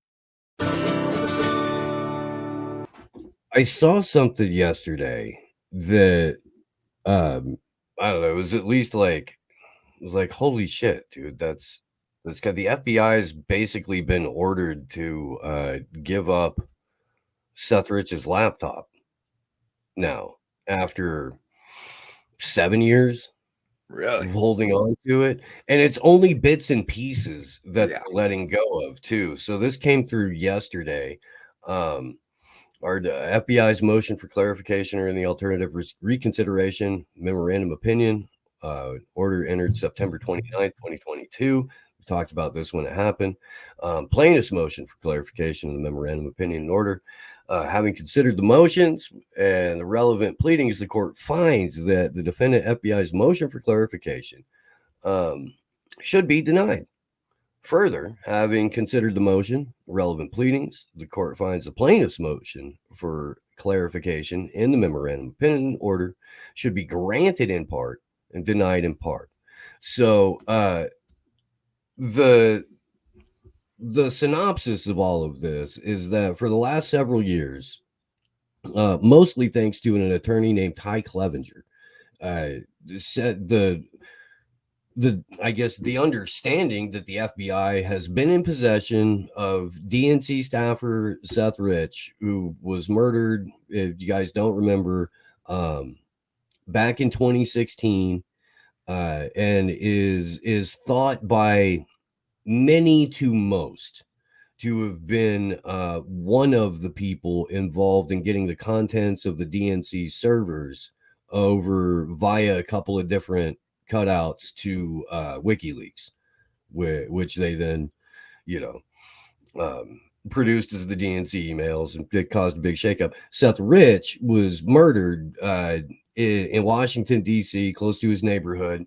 They said it was a robbery, but he still had his watch, his wallet, all his credit cards, all this. The only thing missing was his devices, which the FBI wound up getting sued for multiple times and eventually came out and said, okay, well, we have the laptop.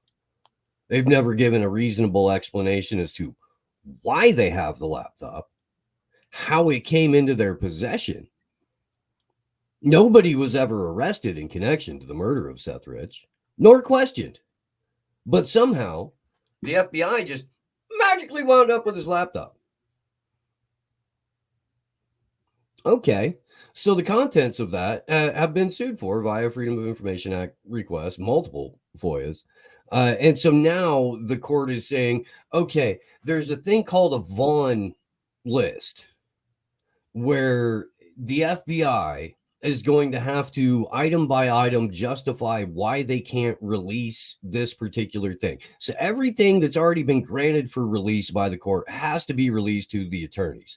The FBI then has to come up with a justification list for everything that they're holding back, which is something that they don't always have to do. It's something that the court seldom makes the FBI do in a FOIA release. So you have to ask why. Why is this coming out now? What's about to happen? Well, we're knocking on the door of election year 2024. If the contents of Seth Rich's laptop get released in an election year, that's not going to be great for the old team democracy.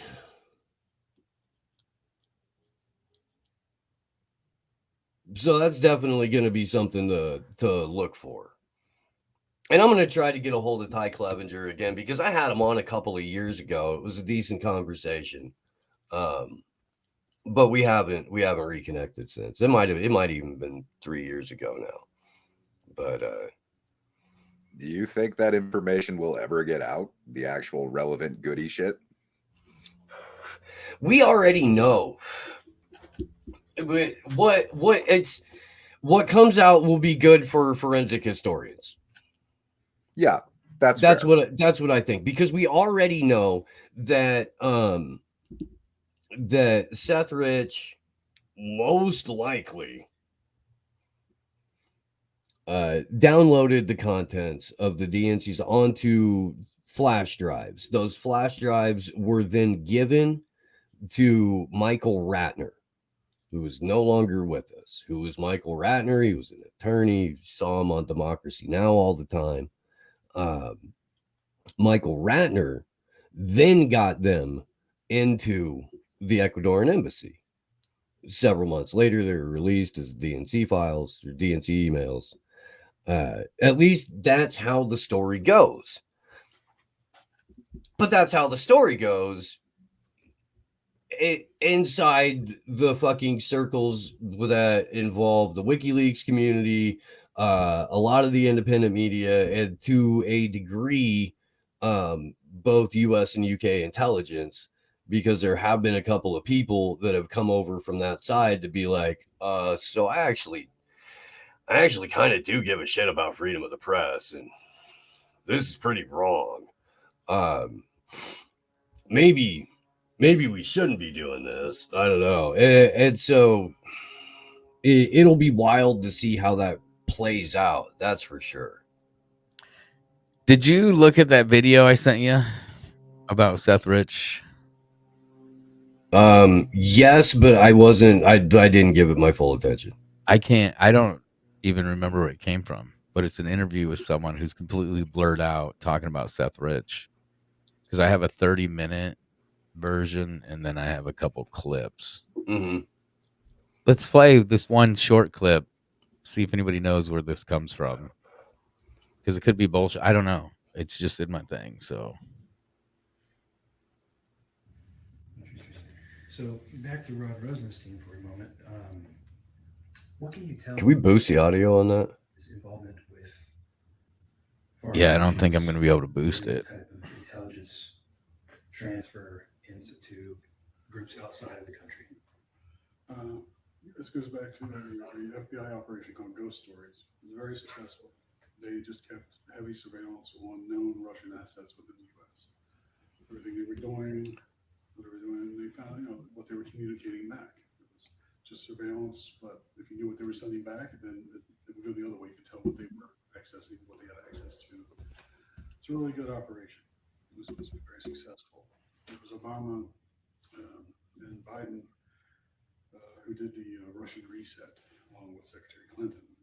And they didn't want any problems with the Russians, of course, you read them from Rostov. So they told them to cancel it. And they didn't. They kept their communication open with them. It just changed. And instead of just surveillance, they started communicating, started providing information. Initially, it was wrong, but then they started giving it to them in an exchange type of situation. Then they started altering information, giving them accurate information. They were working from the other side. Rod was aware of this. He was part of it at this time because once it was shut down, it became under the heading of the DOJ in Maryland and DC.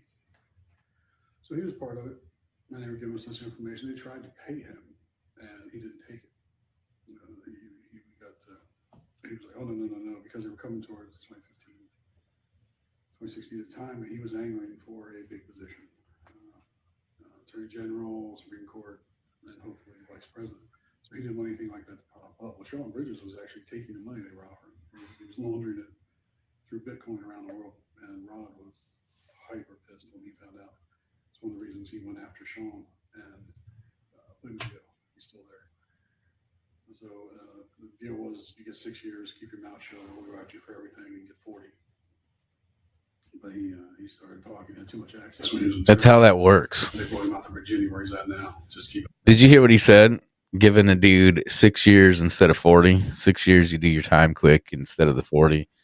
I'm gonna have to boost the audio on this and put it in the Telegram.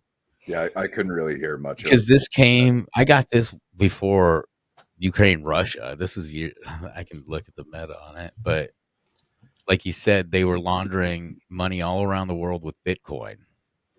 Yeah, you know, that's and what then you, that's what Bitcoin does more than anything. It allows you yeah, to transfer huge amounts of money across borders without any and kind then of you look at like FTX and the bullshit with there and the money in the Ukraine and blah blah blah. Like people were on to what they were doing, so they needed to bring in another guy to fucking like as a whole. Which I don't know how many exchanges are some sort of front like that. Arguably all of them. FTX. I was I gonna know say I Coinbase. think it would be easier to start with the supposition that all of them are like that, and the burden of proof is on them to prove that they're not. That's how this shit works. But every time Kissinger is brought up, I like to remind everyone that the Red Scarf murdered Anthony Bourdain had some thoughts on Henry Kissinger too. So let's go check in with old Tony. Henry Kissinger walks into a bar. It sounds like a joke. Henry Kissinger and a penguin walk into a bar. I'm not asking what you do, but what would it displease you if I walked over and punched Henry Kissinger in the face? Would you find that entertaining? I would. Would you have a frisson of pleasure even? Would you feel that justice is in some small way served? You hate Henry Kissinger. I fucking hate him. Yeah. Because in my travels, I stumble across his good works everywhere I go. Right. Let's do this. A rabbit punch. No kidney punch. Yeah. Cheers, guys. Oh, my.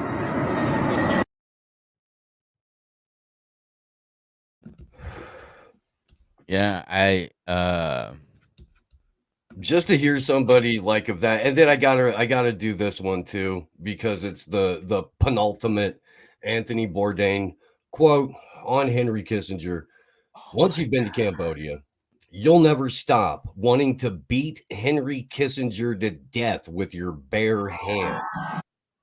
You'll never be able to open a newspaper and read about the treacherous, prevaricating, murderous scumbag sitting down for a nice chat with Charlie Rose or attending some black tie affair or a new glossy magazine without choking.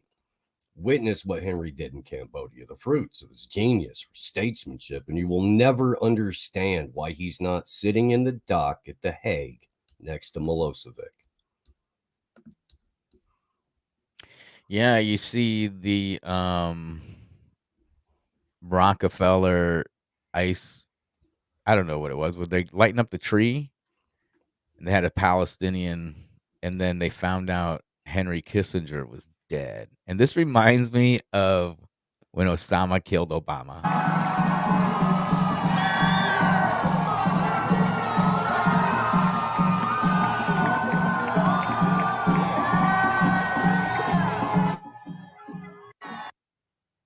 Except the difference is like they were already there, right? When Osama killed Obama, people ran out to the streets at like 9 o'clock. Other way around. It was the other way around because Obama's shit, still dude. hanging out. Oh fuck. I meant King Right. Obama killed Osama. Shit. Let's see how Whitney's internet's doing. Let's see what we got going on. God, I hope they don't come after me now. Are you there? I see you moving. Oh. Hey, it's the 30th. We got Sun Blast coming. Oh, that's right. It is November 30th. We should be getting sunspotted any moment now. Yeah, radio's dropping out. Internet's. Well, let's see. Let's pull that. It seems to be frozen. We're giving it that, it's live broadcasting. You get what you get. This is what we tell our kids, right? You get what you They get. kind of told us that our Let's see, internet let's was try this. I see more movement. I just don't hear anything. Say words, maybe. I don't know. Oh, wait, I heard you. I actually heard you. It might be a settings thing. Yeah. Hi. Hey. Can you hear There me? you are. Yep. Words? Can you hear us? Yes, words. Hello? How's it going? Can you still hear me? Yep. It's like mm, Is it StreamYard? Is it just StreamYard that sucks? it's okay now? Yeah, I I can can. hear you guys, but Oh, you it's can. Okay. iffy at O- times, and I Okay. assume that's how I sound to You you. sound you're So not glitching right now. Yeah, you sound okay. It's a little skippy, but I don't know. I mean, I did an interview and yeah, there we go. Yep. The passing straight through the sunspot as we speak. As we speak. All right. Well, we tried. We'll give it a shot again, maybe. I don't know. She's way further south, right? She's in Chile. Yeah. Little tilt there. Yeah, I guess I would assume down there is gonna get, you know, be a Right. good way to test it out, you know? Right. Every single day. Every single day. The sunspots, solar maximus. The solar maximus is coming in 2024. Dude, Whitney's a champ. Let's try. I think I got it. Okay. Oh, shit. Can you hear me? Holy shit! Yes. Can you hear us? Yeah. Yeah, I can. Whew. We did it. Success. Whitney Webb. What's You made Yeah, it through hey, the sun, dude. the sun blast. Dudes. Yeah, I did, sort of. I guess. So yeah, the day has finally come. How you guys feel about it? A little bit lighter. Yeah. Yeah, I heard that this was like the 666th day since Trump was president or something, and then Oh, really? it's like something to do with the NQ date or something. I don't know. I'm not in the was- queue, so I have no clue. I just seen a blip of it, and then you got Well, to do I'm math. not definitely a big critic of the QAnon psyop personally, but there's been a lot of weird Q things thrown around by like the Silicon Valley people lately, like the OpenAI thing that supposedly triggered all of that hoopla, and Sam Altman's gone and now he's back. It was Q Star. Q Star was the program, right? That was supposed to be like the singularity, and then Amazon's like, yeah, now we have a Chat GPT competitor called Q. It's like, And what's going on? And then Elon Musk is like, I'm going to talk about like Pizzagate, and I mean, I don't know. It's weird. Weird things are happening. While the IDF is posting pictures of them handing out pizzas to everybody in tunnels and shit. In tunnels. Huh. There's a Twitter account it's like IDF pizza party kind of thing. I'm not even. It's fucking weird. That dude. sounds like one of the worst pizza parties possible. They seem to be enjoying it. They have pecan pies and Thanksgiving in Gaza. It's right. I don't know what's going. Every pizza is baked in the fires of genocide. Yeah. Yeah, that's Yeah, I messed up. mean, I don't know. The whole Gaza thing's hard to watch. I mean, it's like Yemen for me, you know? Just too awful to really get in the weeds without like having it emotionally affect you. Yeah, and I mean some of the stuff about like the hospitals and like dead babies that were left there because the IDF made all the adults leave, and like I don't know. I spent so much time in the NICU with my son and like places like that recently that it's just too personal, you know? Yeah. I mean, I don't even know what else I can say about it except it's fucking awful, and everyone is just, not everyone, but most people are just super desensitized to like extreme brutal war and dead kids in the Middle East because of the past 20 plus years in, I mean, Yemen, right? No one even thinks about that anymore. It's just don't know. I mean, basically the blob that controls the US is responsible for almost all of that, and that blob of course is transnational, so roughly speaking US, UK, Israel plus, you know. And then the Silicon Valley blob that basically has fused with the national security state and runs all of this. This is their doing. And a lot of the stuff going on in Gaza right now is kind of similar to Ukraine in a sense. If you look at the like rebuilding perspective of it. So like, okay, Ukraine, total everything, moonscape whole cities, and Zelensky's there being like, I'm going to sell this off to BlackRock. I'm going to sell this off to this private corporation, and digital ID for you and for you and for you. Like Oprah style, everyone gets something. And so they're going to build back better and have their whole like fourth industrial revolution, whatever, in Ukraine now. Yeah.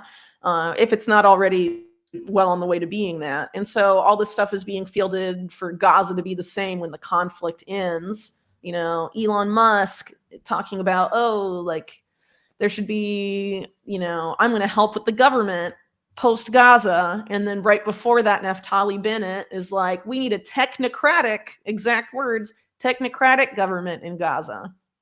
And Elon Musk is like the grandson or whatever of like one of the top Technocracy Inc. guys who shows up later. And I mean, the Trump administration, well, I'm going to have an article by a new contributor out on this, but a lot of this peace and prosperity stuff that was fielded then involved a lot of these same Silicon Valley guys like circling Gaza now. So, I mean, if you're familiar with how things go in Palestine, it's a test bed for stuff that gets rolled out globally later. So technocratic model imposed on post-conflict Ukraine, ditto for Gaza, and wherever next. They'll just, crisis here and there. Doesn't have to be a war that moonscapes everything, but No, it could be a fire like it's coming. Lahaina. It could be a train Right. derailment like East Palestine. It could be Mhm. just general economic collapse like in all of the major cities in the US. Then you suddenly Yeah. have a disappeared homeless population. Yeah, And did we find out where they went? no, dude, We found out where they went yet? I've called a couple of people, and the best that I can determine is that when they came through to make San Francisco look like a happy place for San Francisco's one true leader, Xi Jinping, the homeless mostly went to jail. And then a bunch of them went to Oakland, and then whoever was left, they tried to get down to like San Diego or towards Phoenix or something like that. But they did the main two roundups with jail in Oakland because there were people in Oakland posting pictures of like relocated tent city and shit like that, and they're all just going to filter back in. But it was just the homeless dispersal. Go ahead, sorry. No, it's cool. That whole thing reminded me so much of like what Brazil obviously went way farther, but they had like the Rio Olympics there a few years ago, and they tried to like clean it up, and they ended up just like shooting a bunch of homeless people or jail and all of that stuff. Wild, dude. Anyway, the government thinks you're expendable if you're inconveniently placed or just inconvenient in general. The thing with some sort of attack or something. I watched 0 Day. I don't know if you guys have seen that. It's about the Stuxnet virus. Familiar with that? Yeah. Yeah, and like U.S. and Israel. Yeah. Isn't that like on every computer? It's like on every system. Theoretically, I mean, it's supposedly spread out of control, but I think it's pretty clear it was designed to spread out of control. Because it was Unit 8200 and the NSA collaborating supposedly to target Iran, but then it went everywhere. But I mean, the U.S. and Israel have been trying to bug everywhere since the 80s, if not before. So like... And it exposed that there's no true air gap in any of the internet because it can jump systems. That's how it got into that. Now I forgot the name of it. The nuclear plant in Iran they've got an air gap, right? They're not even connected technically to the internet. And well, there's a lot of there's a lot of this stuff about like the infrastructure itself, not like on the hardware side, how a lot of that's been bugged and like and this is a full AI worm. So it seems to me like there's definitely a kill switch already implanted on everything. Yeah. Yeah, that's going, and this constant, now it's ramped way up. The sun is going to knock out the internet. Again, I've said this a bunch of times. They're not talking about the power grid anymore. It used to be it's going to knock out the power grid, Carrington event, power grid, power grid. Now it's the internet, and for a few months. Yeah, yeah, For a yeah. few months. All of that is set up. I just recorded an interview about this actually, and I've been writing about some of this stuff since like 2020, 2021. There's been this setup for some huge cyber attack, a cyber 9/11, if you will, before 2025. I mean, they're going to blame it probably on Iran, but it could be caused by anything, whether it's the sun or whatever, or it could We be a were- false flag. US and Israel team up together and make Stuxnet 2.0 and blame whoever they want. Because remember, what did the US national security state get so mad about that they decided to totally wreck Julian Assange? Vault 7. Everyone forgets about Vault 7. Vault 7 showed that all of these intelligence agencies had the ability to frame literally any other nation state or actor they want, period, with this program called Umbrage. And they could just commit any cyber attack they wanted, leave those fingerprints, and then blame anyone, attribute it to anyone. And if Iran, you- China, whatever. If you like dive into Vault 7 a bit, there's because it was the CIA's hacking suite at the time. Yeah. And Yeah. it shows they lost that control of it too.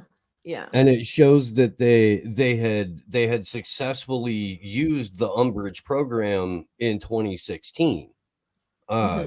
Which there are a lot of people who have have said that the use of Umbrage in 2016 was to make it look like the Russians were the people who came and via the internet stole the DNC's emails off of their servers, when in probable reality it was the CIA coming in after the fact, after all of that information had been downloaded to a thumb drive. Yeah, Those that would check pesky out. thumb drives. Those pesky. Did you They're trying to see, get everybody Whitney? to get on the cloud, but Did you see, Whitney, where the FBI now has to disclose some of the contents of Seth Rich's laptop? Oh no, I did not. Just Not like surprising Monday. though, I guess, because I mean sometimes they lose these battle, but I mean they'll try and memory hole it, and probably the only people will cover it will be people with smaller platforms. I mean, Yeah, that's just how that works. This is how it Yeah, well, I'm just like, well, obviously I've been out of the fight for most of the year because shit's been crazy for me. But I don't know. I have a pretty low opinion of a lot of, I guess, upper tier in terms of reach, alternative media. Just like, Oh, you too? okay. Blah. I don't know if you've heard the rants going on here, but sorry, but I mean, here's a good example. So, like the Twitter files dudes had a lot of criticism about the Twitter files and how I really see this as as like a furthering of the operation that was the Intercept to sort of upend the idea of whistleblowers and leaks, move it away from the WikiLeaks model to like this tech billionaire affiliated model, whether it's Pierre Omidyar or Elon Musk, and the public doesn't get access to the source material anymore. You have to trust the filters, and it's been progressively more filtered. So the Twitter files is an even more filtered version of how the Intercept handled it. And they don't out their leakers like the Intercept. I think the Intercept was also like a honeypot, very clearly. And have talked and written about this for a long time. But, now they have a new series of leaks that also isn't available to the public, even though ironically the Substack that published it is called Public. So if you just read the line that the documents were released to public, you're like, oh, to the public? No, not exactly. But yeah, It's like so the whole all cyber beef patty attack company. thing. Yeah. So, they're talking about this group called the CTI League and their role in misinformation. I wrote about the CTI League. I don't know if you remember, Steve, like 3 years ago. Pretty sure I Yeah. came on here to talk about it. Yeah, we had a conversation. And the whole misinformation league, misinformation thing for them is their side gig. Their main gig is getting on, running behind the scenes for free to protect all of the critical infrastructure in the US, whether it's like hospitals or water systems, nuclear reactors, dams, all of this stuff. So, I mean, if you're going to, look at the reporting from Taibbi and Schellenberger and be like, wow, that group's really, up to no good with the whole misinformation censorship thing. What do you think they're doing on the most critical systems in the country, dude? And I just think it's kind of astounding that they would leave out what the CTI League was created to do and what it mainly does from their reporting. It just when the Twitter files dropped, when the first Twitter files dropped, that like I was like I freaked out because I was like, dude, they're fundamentally trying to redefine journalism, and you guys should not be happy about this. Look, here's all of the roadblocks that have been put into place by Mr. Free Speech in terms of where and how you can access or not access any of this information. If this is allowed to proliferate, then people are going to wind up thinking that primary sources were a made up thing that, or that something that people thought they needed back in the age of the dinosaurs or something like that. And we're just supposed to take screenshots as gospel now. Fuck you. No, I refuse. Yeah, exactly. Exactly. No, it's a huge issue. And it's a huge issue with, again, redefining journalism and primary source material, and specifically when that source material is obtained by whistleblowers and leakers. And I mean, there's a reason when they decided to go after WikiLeaks, they involved groups like Palantir, Peter Thiel's whole deal. And Peter Thiel also backs like Rumble and a bunch of the alternative media ecosystem, right? And then you have Elon Musk, his like co-pilot at PayPal for a while, doing it on the other side. And then the current owner of PayPal, Pierre Omidyar, is in there with like the whole intercept psyop And stuff. PayPal is basically like the building blocks of like digital money and banking, right? Yeah, now they've got this crazy stable coin that they're launching with the people that used to do the stable coin for Binance. Now that Binance is being like rebuilt by the DOJ, basically. Yeah. Well, the stable coin is supposed to be based off the dollar, right? It's supposed to be basically it's a dollar peg stable coin. And so basically what you have going on in stable coins right now is like you have a move away from like the existing ones like Tether, USDT, to one that's trustworthy, meaning like heavily regulated. And there's this push, which is going to happen. It's inevitable from the Treasury and FinCEN and all of those guys to have like complete control over any dollar peg stable coin. So they have to phase out Tether, and all this weird stuff is going on with Tether because remember, Tether shares the same bank and a lot of these weird connections to FTX. Yeah. Yes, they gave them tiny little bank that I wrote about last year in the middle of nowhere in rural Washington. The Tether guys and SBF were partnering with this CBDC founder-tied stablecoin company to basically make a Tether you can trust that's super duper compliant with everything the government wants, guys. And that's what it's all about. Because this is how you get a CBDC in the US when people in the US, mainly conservatives, right, are like, CBDCs are bad and we're going to fight the CBDC tyranny. You're not going to get a CBDC. The digital dollar is going to be reinvented as a dollar peg stable coin or deposit tokens issued by commercial banks. And if they do the stable coin thing, it's going to be controlled by the Fed or some other aspect of, the US monetary system, tied to the government. And it's still programmable. That shit is still programmable, just like a CBDC. So if your complaint about CBDC is that it's programmable, which is one of the main threats of it, not so much that it's issued by a central bank, because the money now is issued by a central bank, right? It's that programmability thing that like is extra nefarious. Yeah, deposit tokens, all of that can be programmable too. So instead of the Fed or the BIS programming it, it's JP Morgan or Citigroup or Bank of America. That's so much better, right, guys? But where we can tell everyone, yeah, America beat the CBDC. We don't have a CBDC like China or Russia. and nah, it's all bullshit. They're going to do it, and they're going to psyop people into thinking that it's not a CBDC, but it most definitely is. Well, and they only anyway, need. SBF and the Deltec Tether people were trying to basically set that up. Well, Tether gave FTX and SBF what, 30-something billion dollars, right? Like They were 32 like billion. minting, or I can't remember exactly, but like a ton of like Tether's whole issuance was tied to FTX and Alameda and all of those guys. And then Sam Trabucco, who has disappeared since FTX collapsed and like no one knows where he is or whatever, was like, yeah, we basically help maintain the 1-to-1 peg of Tether in the US dollar. So, I mean, it's all interconnected, and their main bank is Deltec, which is this Bahamian bank run by the guy that made the Inspector Gadget cartoon. Yeah, it's crazy. It's like Eight is Enough is an old 70s show I've brought up many times because the mother's death in it is crazy. But that's about a CIA agent who retired, and the Rockefellers bought him a newspaper, and then he raised 8 kids. It's just like how much, and that's a true story. Wow. Some guy who bought it, yeah. But that with Tether and FTX, that $32 billion, like I had read that they borrowed them $32 billion with no IOU, no contract. Yeah. And then that number kept, when I seen that, then Biden says they're gonna give $32 billion, I think, to Ukraine at that time. Same time as FTX is saying we lost $32 billion. And doing the cryptocurrency fund for Ukraine and giving all this money to the DNC and madness, total madness. Yeah, right totally. in front of I us, mean, the they're rolling FTX this scandal has been 32 memory hold. Yeah. And now they're like, SBF is going to jail, just like Ghislaine Maxwell is going to jail. Yeah. Everything's fine.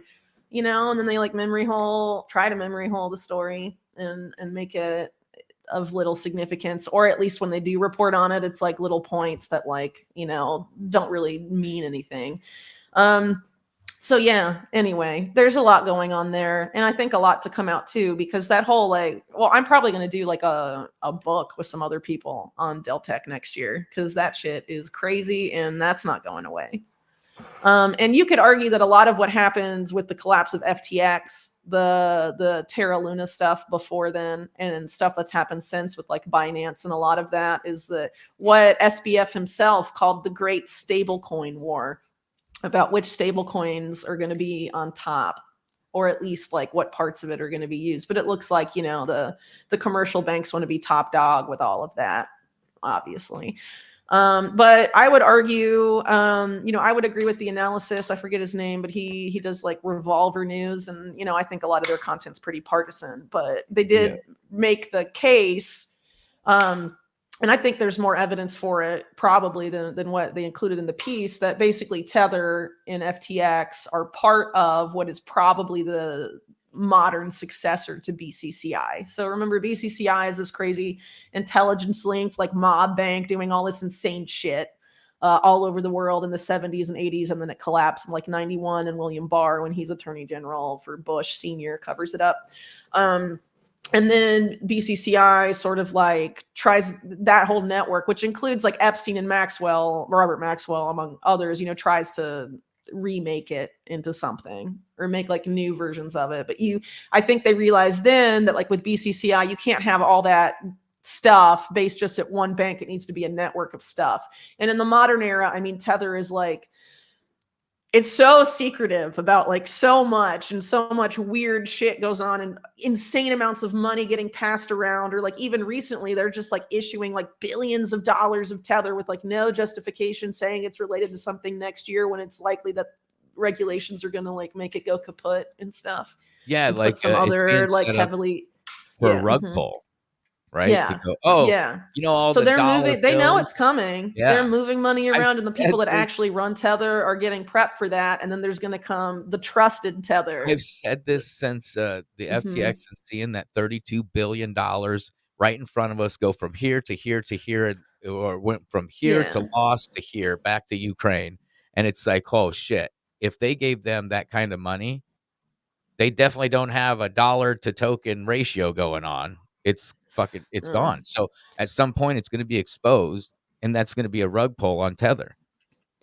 But I think Tether knows the rug pull's coming, and that's Yeah. what that Farmington Yep. State Bank at FTX was all about. They were setting that up to be ready for the rug pull and have something new. And SBF and the Tether guy, or no, not the Tether guy, the Deltec guy, were setting it all up, and they're all tied up with Tether. So Tether is going from not trusted dollar peg stable coin to super trusted, ultra compliant. We love regulators. This time it'll go right, guys. This time you can trust us, like Common in the chat's asking, wanted me to ask about Project Enbridge, experimenting with multi CBDC platforms and cross-border payments. You know anything about that?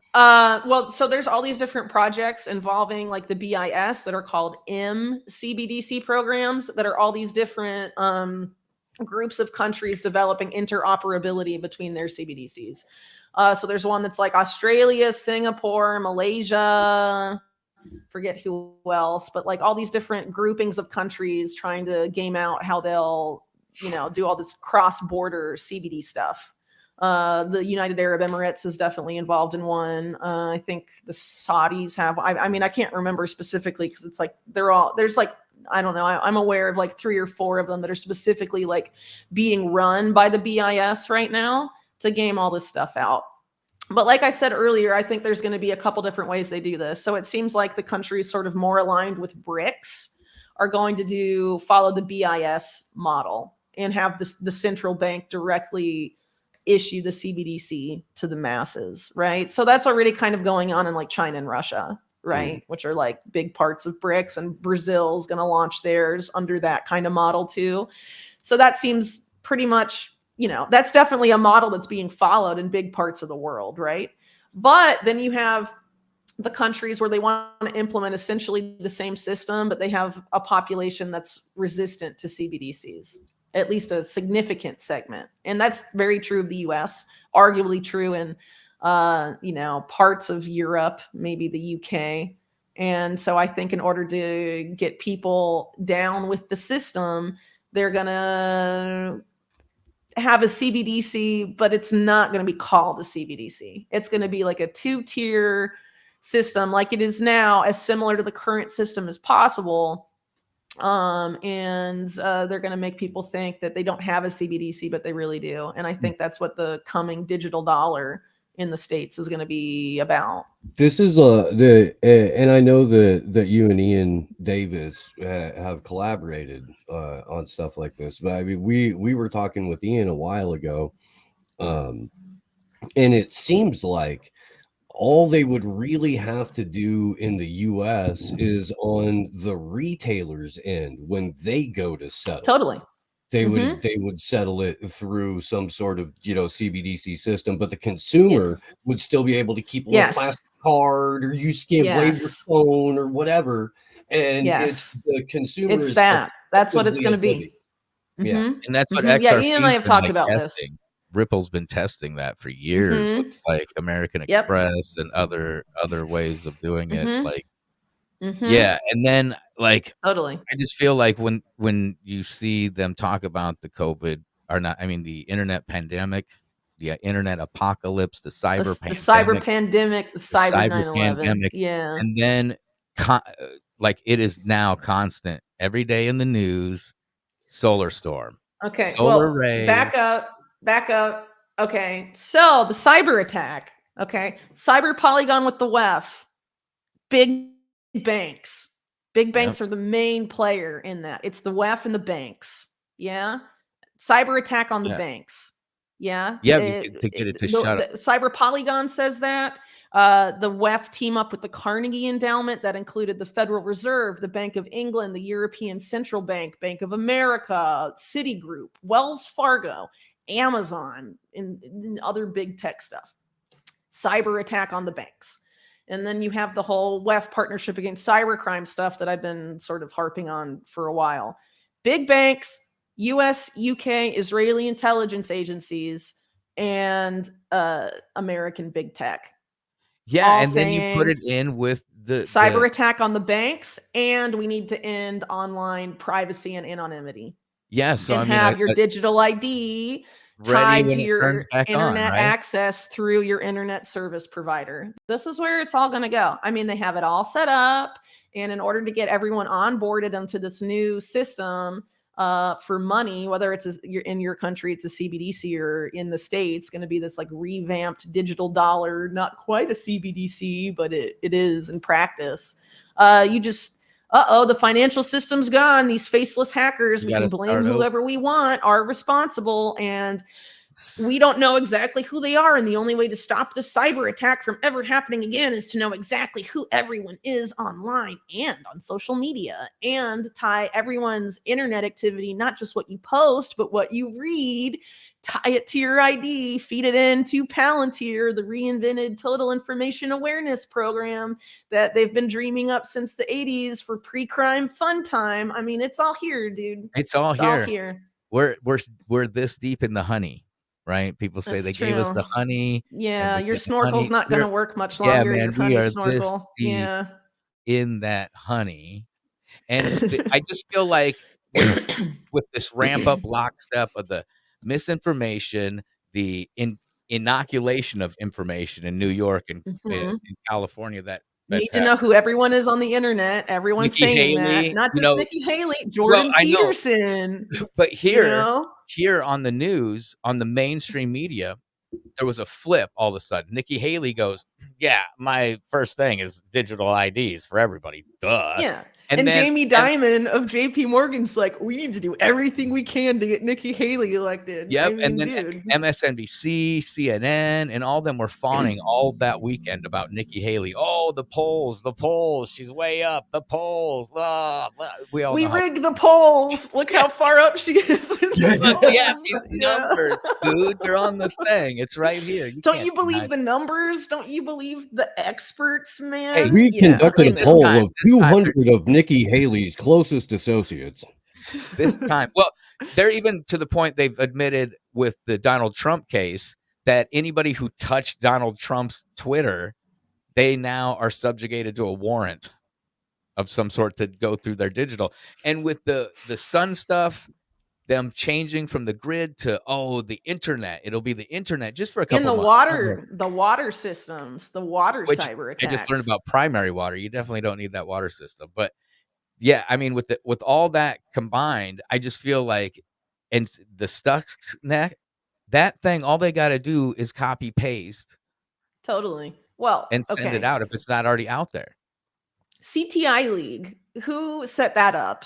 And this got really downplayed by Schellenberger and Taibbi. It's like a career Israeli intelligence operative from Unit 8200. His whole career then and now focused on framing Iran as a strategic threat to the US and Israel.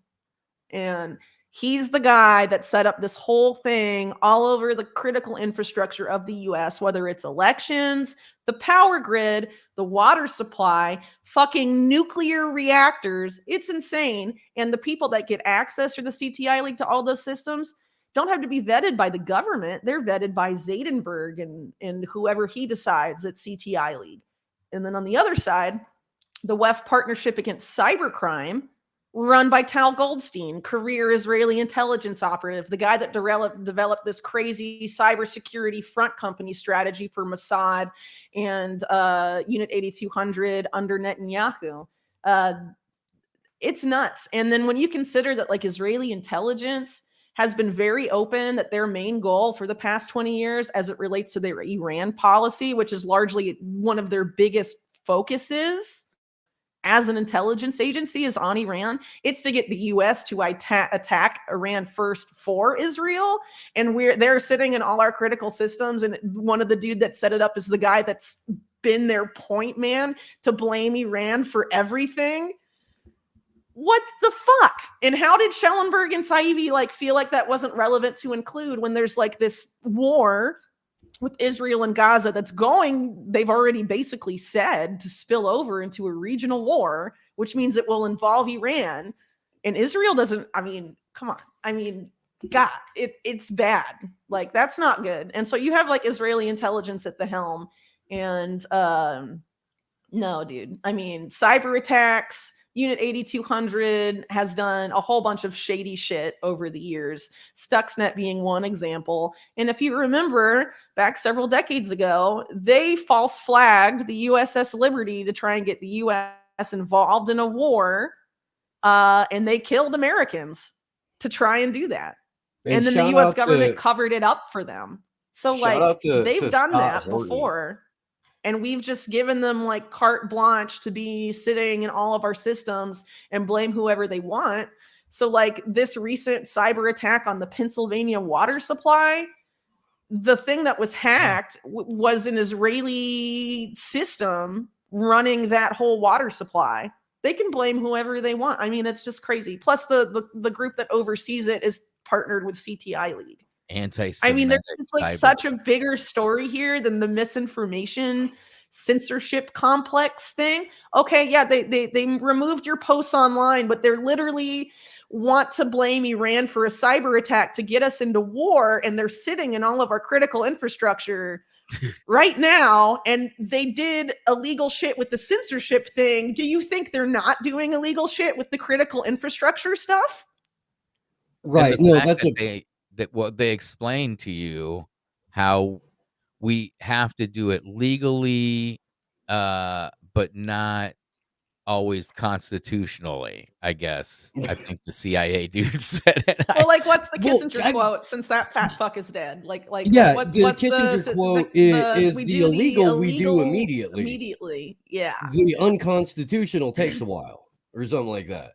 Yeah, and in that 0 Day documentary talking to the CIA guys, that's basically what they said. They said we got to do it legally, but it doesn't always have to be constitutionally. No. I mean, all these guys in national security land have realized for decades they can just do literally anything they want and just say it's for national security reasons. And ba-bam. Right? They Yeah. can do whatever they want. Literally whatever they want. And like, I don't know, people are like asleep at the wheel, just like thinking everything in the US is fine. We can vote our way out of this, guys. They're even telling you they told the people who sued the CIA for having all their shit ran through when they went to go visit Assange at the embassy. Or a handful of people that sued the CIA for that. CIA's legal team came back and said, look, man, there's no constitutional guarantees outside of the US. The Fourth Amendment doesn't exist. We have no, that look, we're not going to say that we. Well, we fuck you when you're in work. the US and then you leave the US and we'll fuck you too. It's basically what they're saying. I mean, but it's always been like that. I mean, these guys don't follow the rule of law, and we've been in like a post-truth, post-rule of law society for a very long time, and like very slowly people are kind of catching up to this. But think Elon Musk is going to save us all because he's like Tony Stark, dude. He's Iron Man, gonna save the day, free speech, whatever. But he's a military intelligence He's contractor. telling everybody to fuck off. You see Elon's telling everybody to fuck off. Yeah, after on his stage. like huge Israel like simping tour, and then he's like, Yeah. "Oh yeah, fuck off! I use the F word." Yeah. Based Fuck Elon. you, man. Yeah. He's probably didn't light up a joint or something. Like, I don't give a fuck. Well, Look at he me. already did that on Joe Rogan though. Like I that know. was Joe like Rogan the gave me beginning a of the bullet based point where- Elon meme, and He's now gonna we're like get at a- new level of based Elon meme. Oh man, he's at the New York Times summit and he said "fuck off." Oh man, Yeah. he's so edgy.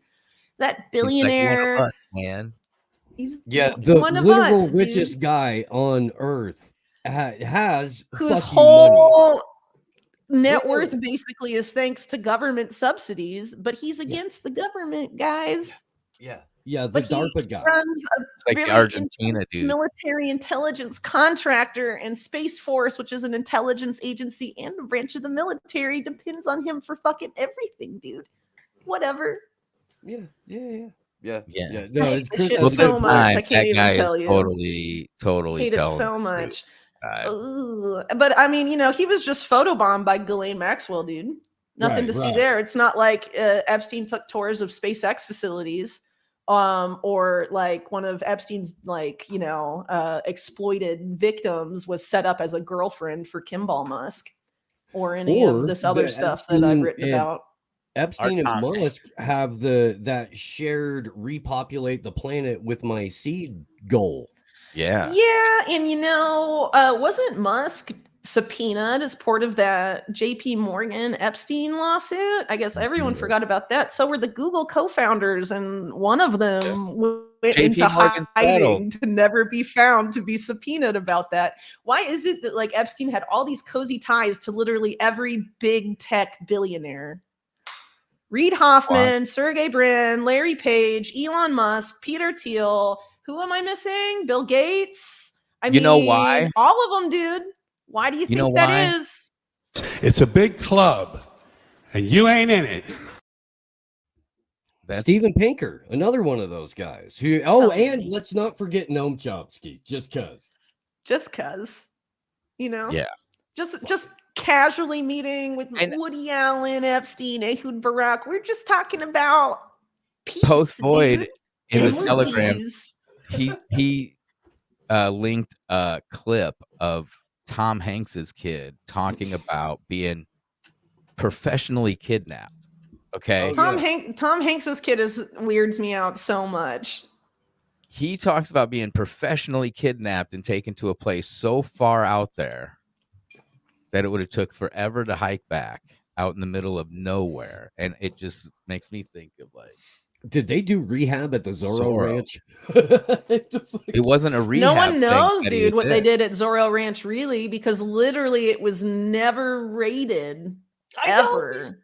I mean, they had to go to the island, but they like waited a month to go, and they brought in cement mixers to cover stuff up and whatever. This thing that Chet Hanks is talking about is like, God damn, is this connected to that?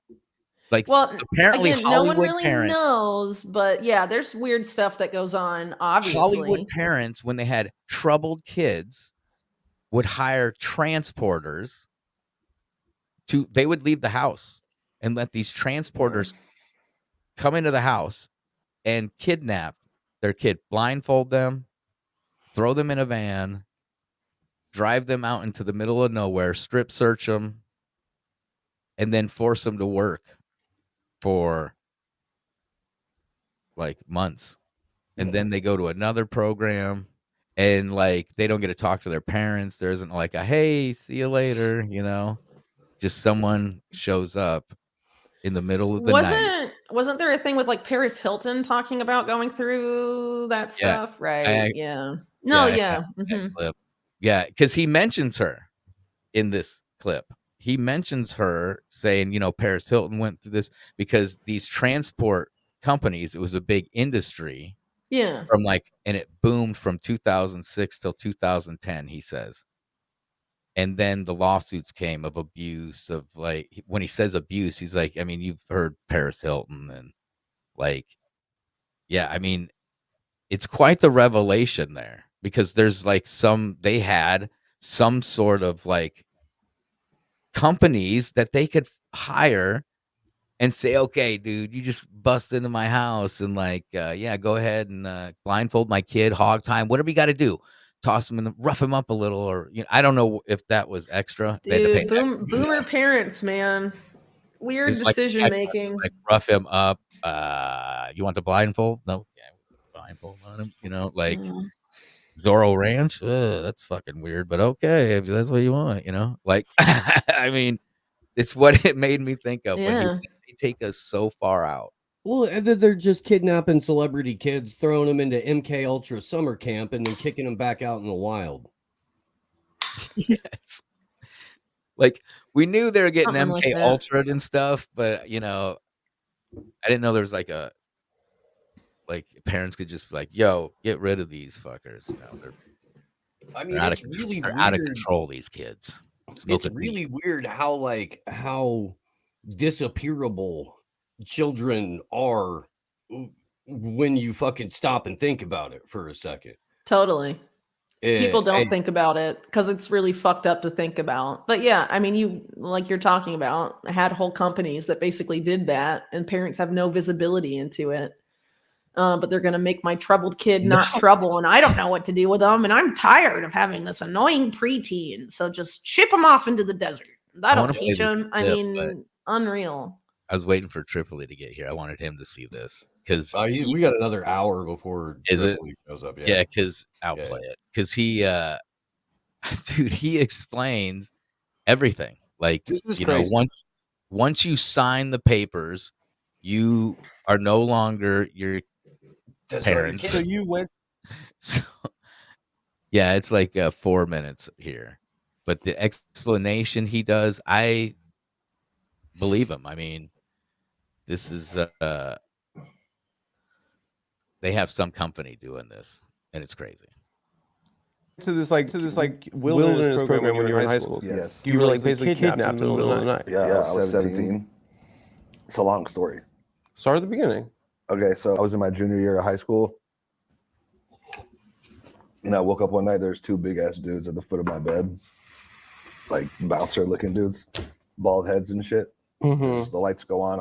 I wake up, it's 4 a.m. We're just standing at the foot of my bed like this. And what did you say? Cash me outside. How about da? I should have. Yeah. I was like, what are you doing? And they were like, You said it like a girl? I was like, what are you doing? And what are you doing? What are you doing? And they were like, you're coming with us. Were your parents in the hall? Like, yeah, get his ass. No. Get that They were little... like, your parents hired us to take you. So they didn't even say bye? No. What the fuck? Hey, that's just a pass. You got to make peace with it. Part of the game. So they want the kid to think that it's a real kidnapping? The dudes they hire to kidnap you, is a separate business. Okay. They're called transporters. Jason Statham. Yeah. Yeah. It has nothing to do with the program that you get sent to. They hire those Hire like it's like a pedophile style business. Yeah. I wouldn't say that, but they hire like these transporters to take you and then drop you off at the program. And then I tried to escape. That didn't go well. There was nowhere to run. Eventually they caught up with me. They had to process me, which is like getting you all your gear, full strip search, squat and cough.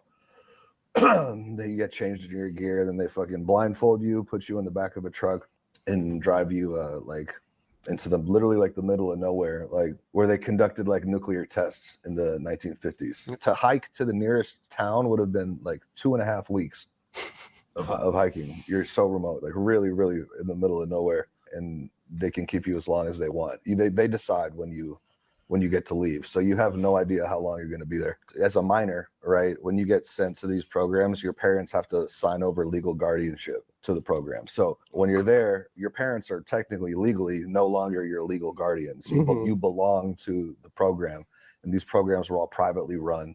So there was no like state or federal, oversight. And then what did the program entail? They hike you around just fucking, all day. You got heavy ass packs, like probably like 80-pound packs, and you set up camp. You got to do like, chores and shit for the whole camp. We had to do like manual labor, which was like take down like miles and miles of barbed wire fence that this rancher had. And they just, Did you go to school? No. There's no school there. I was at that program for like 4 months. And then once you're there for like a month, you get a letter basically from like your family saying like, you're not coming home after this. You're going to another program after this. And then I was at that program for like over a year. And that was like a school scenario, but still like very restrictive. Like you don't have any freedom. You can't leave. You're constantly under staff supervision. How bad of a boy were you? I mean, you just smoked tree? Yeah, I'm drinking, smoking weed, experimenting here and there with drugs. Like I wasn't that bad, but I was enough to like worry my parents.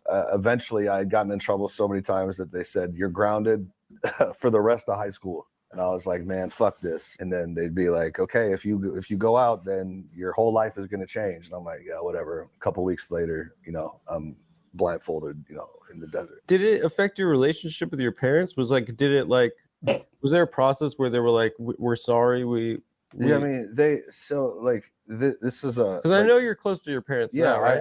I am close to them. This was in like 2008. So that was those years, like it was the war in Iraq. Yeah. No, like, yeah, that's true. I guess from like 2004 to like 2010 were like the peak years of this industry. They were making the most amount of money and the most amount of kids were being sent there. Since then, the industry has been like decimated because they've got hit with lawsuits. exposure of widespread like abuse and just negligence. Like with Paris Hilton, and people have come out and saying this fucked up shit happened to me, blah blah blah. So it's like a lot of these programs, they don't even exist anymore because they've all got shut down or they've gone out of business because they've just been hit with so many lawsuits. I guess. Yeah, I doubt that. Yep. I doubt shut down. That's a lie. That's Well, a it's just probably mockingbird a there. yeah. He's singing like a songbird. Yeah. He's telling you, because I've been in programs, when I was a bad kid, and so I believe he's telling the truth about this. I was never like, my parents didn't Definitely. hire kidnappers to come kidnap me, but like they're rich, so like Tom they could Hanks make could it hire more a elaborate. kidnapper to come and kidnap his own kid. Mm-hmm. That's some dark shit. Yeah. No, this shit definitely happens, and I mean, I'm sure the government. I know the government does this stuff on its own. I mean, it's not that hard to disappear them when you're the government or the military or whatever. Yeah, if a private company can do it, they can do it. Period. Yeah, I mean, but him saying that those companies have been dissolved and bullshit. Well, I think the ones that were hit with lawsuits, probably did dissolve. But did those same people go and create some other company? Yeah, probably. Yeah, that's what happens. We see it with tech firms all the time where somebody gets caught doing something they shouldn't, and then 3 weeks later, it's really bad in the crypto space. Oh yeah, they just take one white paper to the next crypto and new name, and I mean that's what they do. Yeah. I don't know how much time you have, Whitney. I did want to ask you quickly.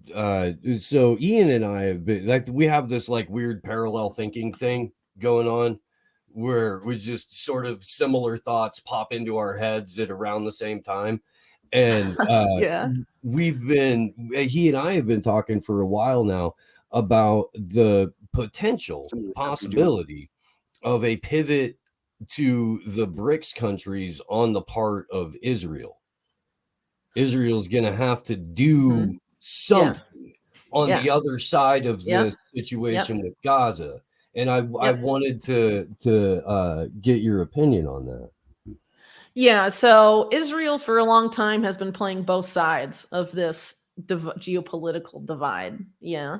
I wrote a lot about that in volume 2 of my book, as it relates specifically to a lot of the stuff that was going on with China in the Clinton administration. It was really like Israel kind of running that through the Clinton administration. And Israel and China have a very cozy relationship since the late 70s, which predates their official like diplomatic relations with China by like a long time. I think that was like 92 or something when they developed like official relations, but before then they were passing a ton of US military tech that they got because of the US-Israel special relationship onto China, right? And the context as to why that is actually like a lot deeper.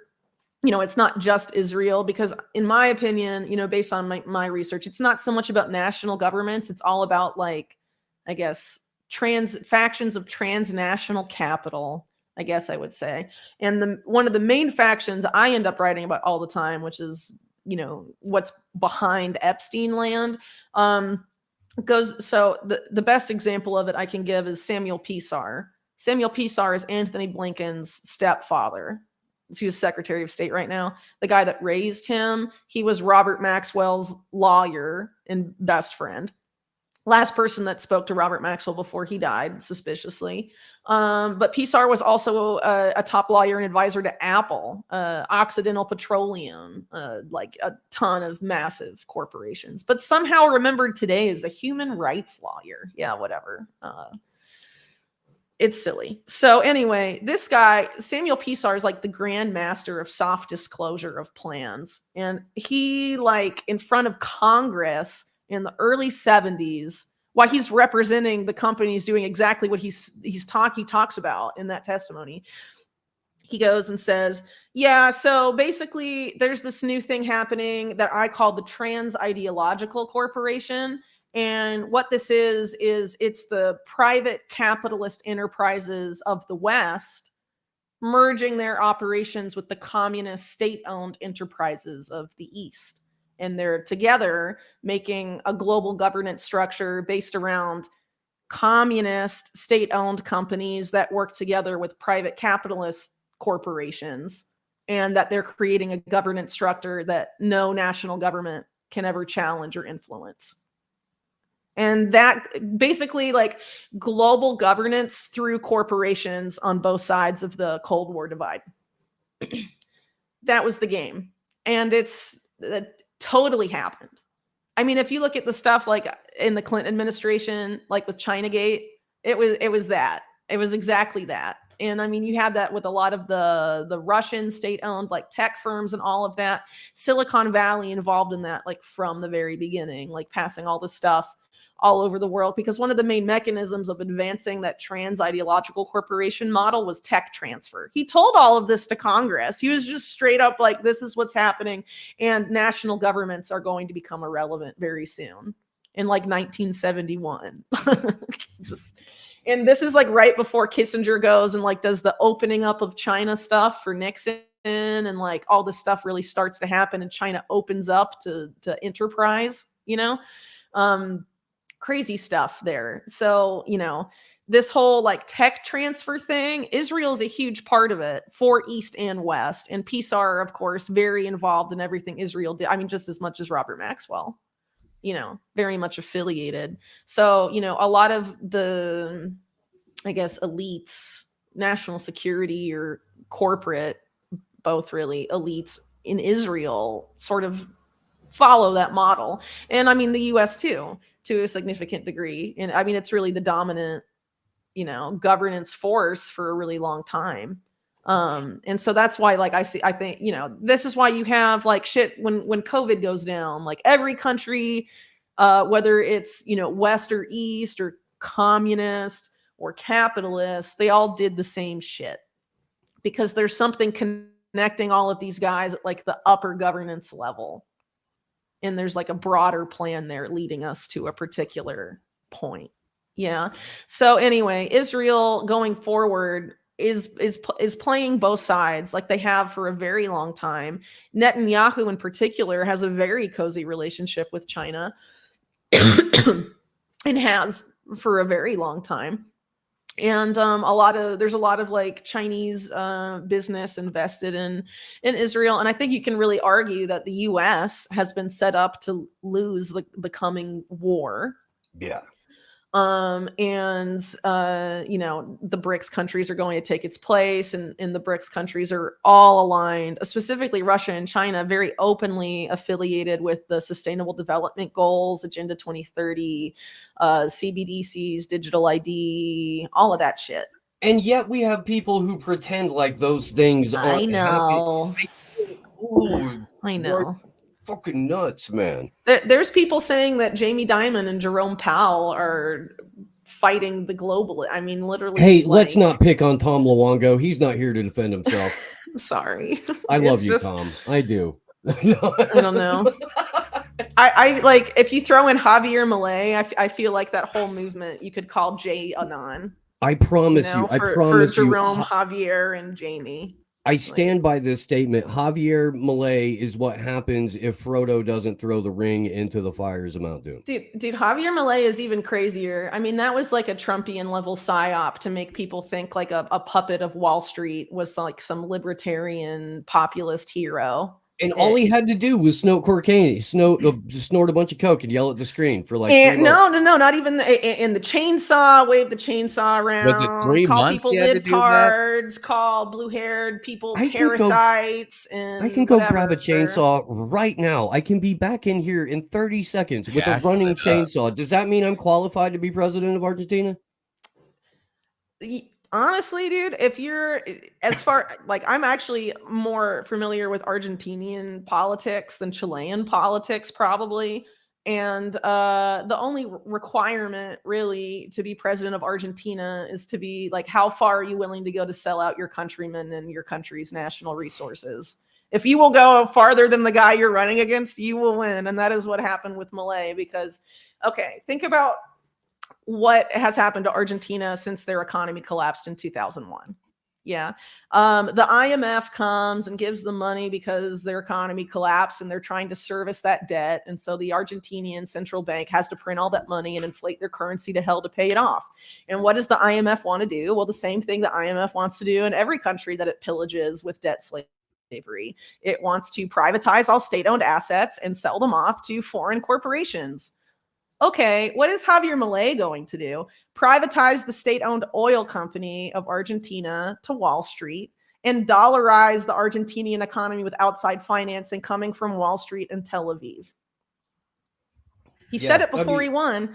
And how did the 2001 economic collapse happen? It was engineered to happen by the guy that ran the central bank in the 80s during the insane military dictatorship that murdered a bunch of innocent people, named Domingo Cavallo, and then he was economy minister during the entire 1990s. Then the economy collapses because of policies he designed, and as the economy's collapsing, he gets put back in charge of the economy in 2001. And he developed this whole convertibility plan between the Argentinian peso and the dollar, and Milei cites him, that policy, as inspiration for his dollarization policy. Insane. Javier Milei is not a fucking libertarian. He is a Wall Street puppet. It's literally the same thing. I mean, if you're the IMF and you're working for foreign corporations and like Wall Street and foreign capital trying to privatize and get your hands on Argentina's resources and state-owned assets, literally Javier Milei is going to do that same thing the IMF was trying to do, but faster and more intensely. So Argentinians have given themselves like the biggest own goal ever with Milei. It's unreal. Which is even more funny because that guy was a fucking goalie too. So as an analogy, that's fucking hilarious. It is. Yeah, it's perfect. Well, soccer, it's a He's big an soccer outsider, country. though, So, right? I mean, yeah, it fits on many levels. But yeah, I mean, it sucks. And also one of the things that they've been trying to do in Argentina for like a super long time is debt for land swaps. Saddle Argentina in so much debt that they have to give away Patagonia. That's been a game for a long time.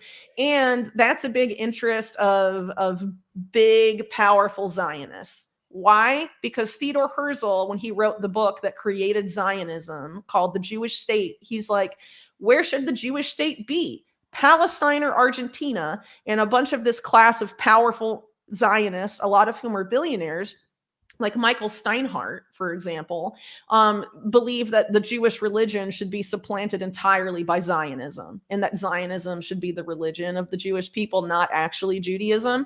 So if for people on that who follow that line of thinking, they view Herzl's book as basically the Torah or the Bible, whatever. Right. Yeah. And so Argentina has like very special significance there. Yeah. And there's been this huge push to basically make a Israel 2.0 in Patagonia for a very long time. And specifically in the event that Israel, as it is now in the Middle East, gets blown to smithereens, which may happen. Given, so do they just have to declare a third temple in Patagonia? No, I don't. I think it's a very different setup, but I think, the debt for land swap,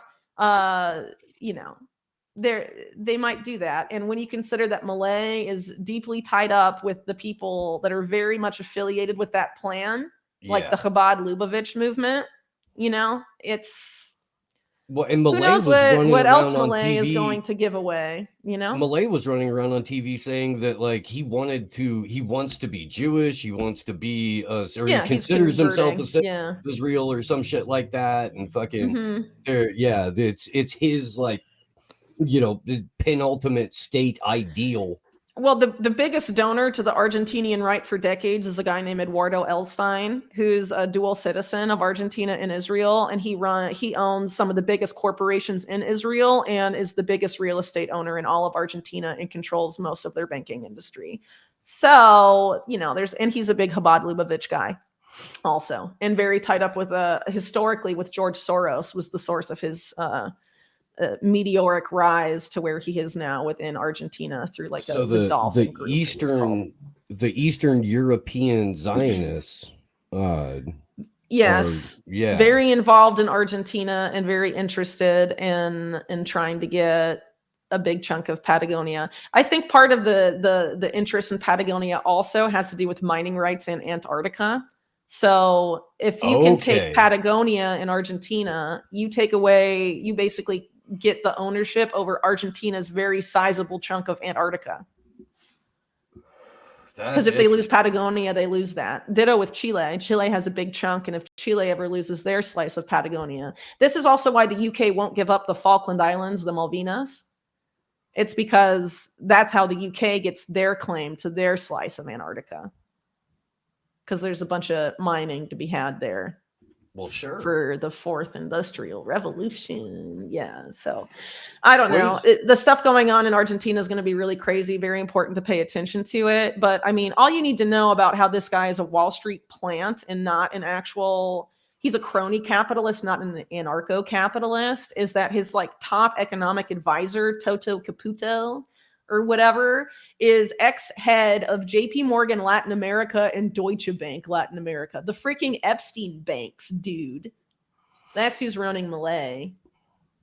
I mean, it's you see somebody like him pop up, and you see the way that he's introduced to American audiences, and you just, or at least like some of us at least are immediately hit with the immediate sense that this is a fucking setup. And it amazes me that people who usually deep dive pretty well on things are just so unwilling when it comes to everyone wants a hero, man. But remember what Grandmaster Poobah Albert Pike said, we'll supply the heroes for them. Yeah, I mean, that's exactly what's happening. All these like constructed people, whether it's, constructed people to handle the new round of big stories and alternative media, or it's, the billionaires that are going to come save the day like Elon Musk, or it's like faux populists like Trump and Malay.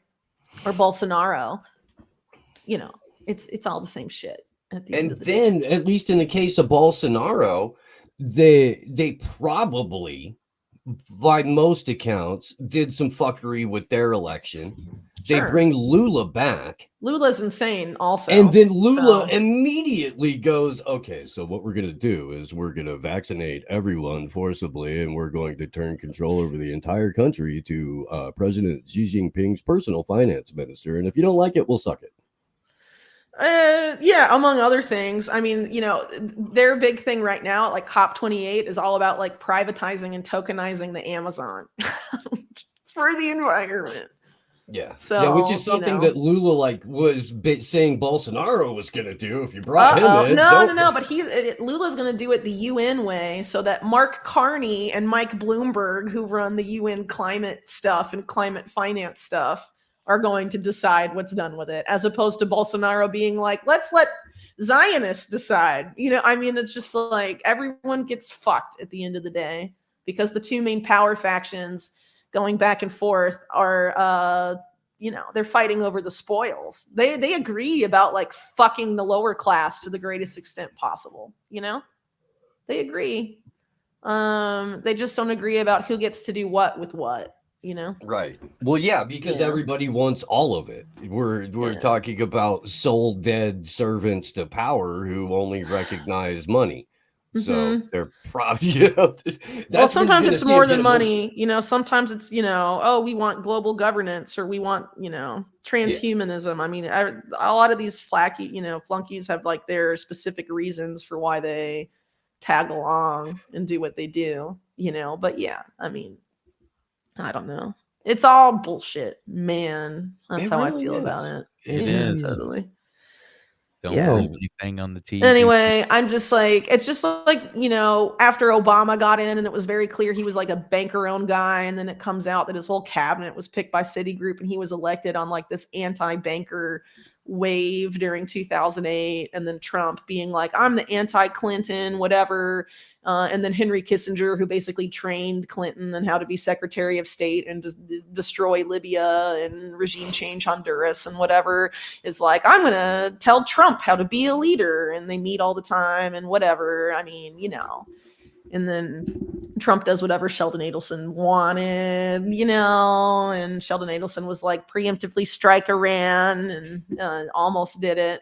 Almost did it. Got right. Murked Soleimani and then was like, if Iran retaliates at all, we're gonna nuke them, basically. You know, very narrow avoidance. But now that crowd's about to get back in power, aren't they? It looks like it, unless well, okay, so I would love to get your thoughts on this, because you and I did an election show in 2000. Oh, you mean 2020? Yeah, 2020. Yeah. And we were talking at the time a lot about the shit that we talked about this morning, you know. Totally, because it's repeating. The same narratives are repeating this time. And what was the thing? I did this series in early 2020 about this company that's obviously a front company called Cyber Reason, that's Israeli but US based.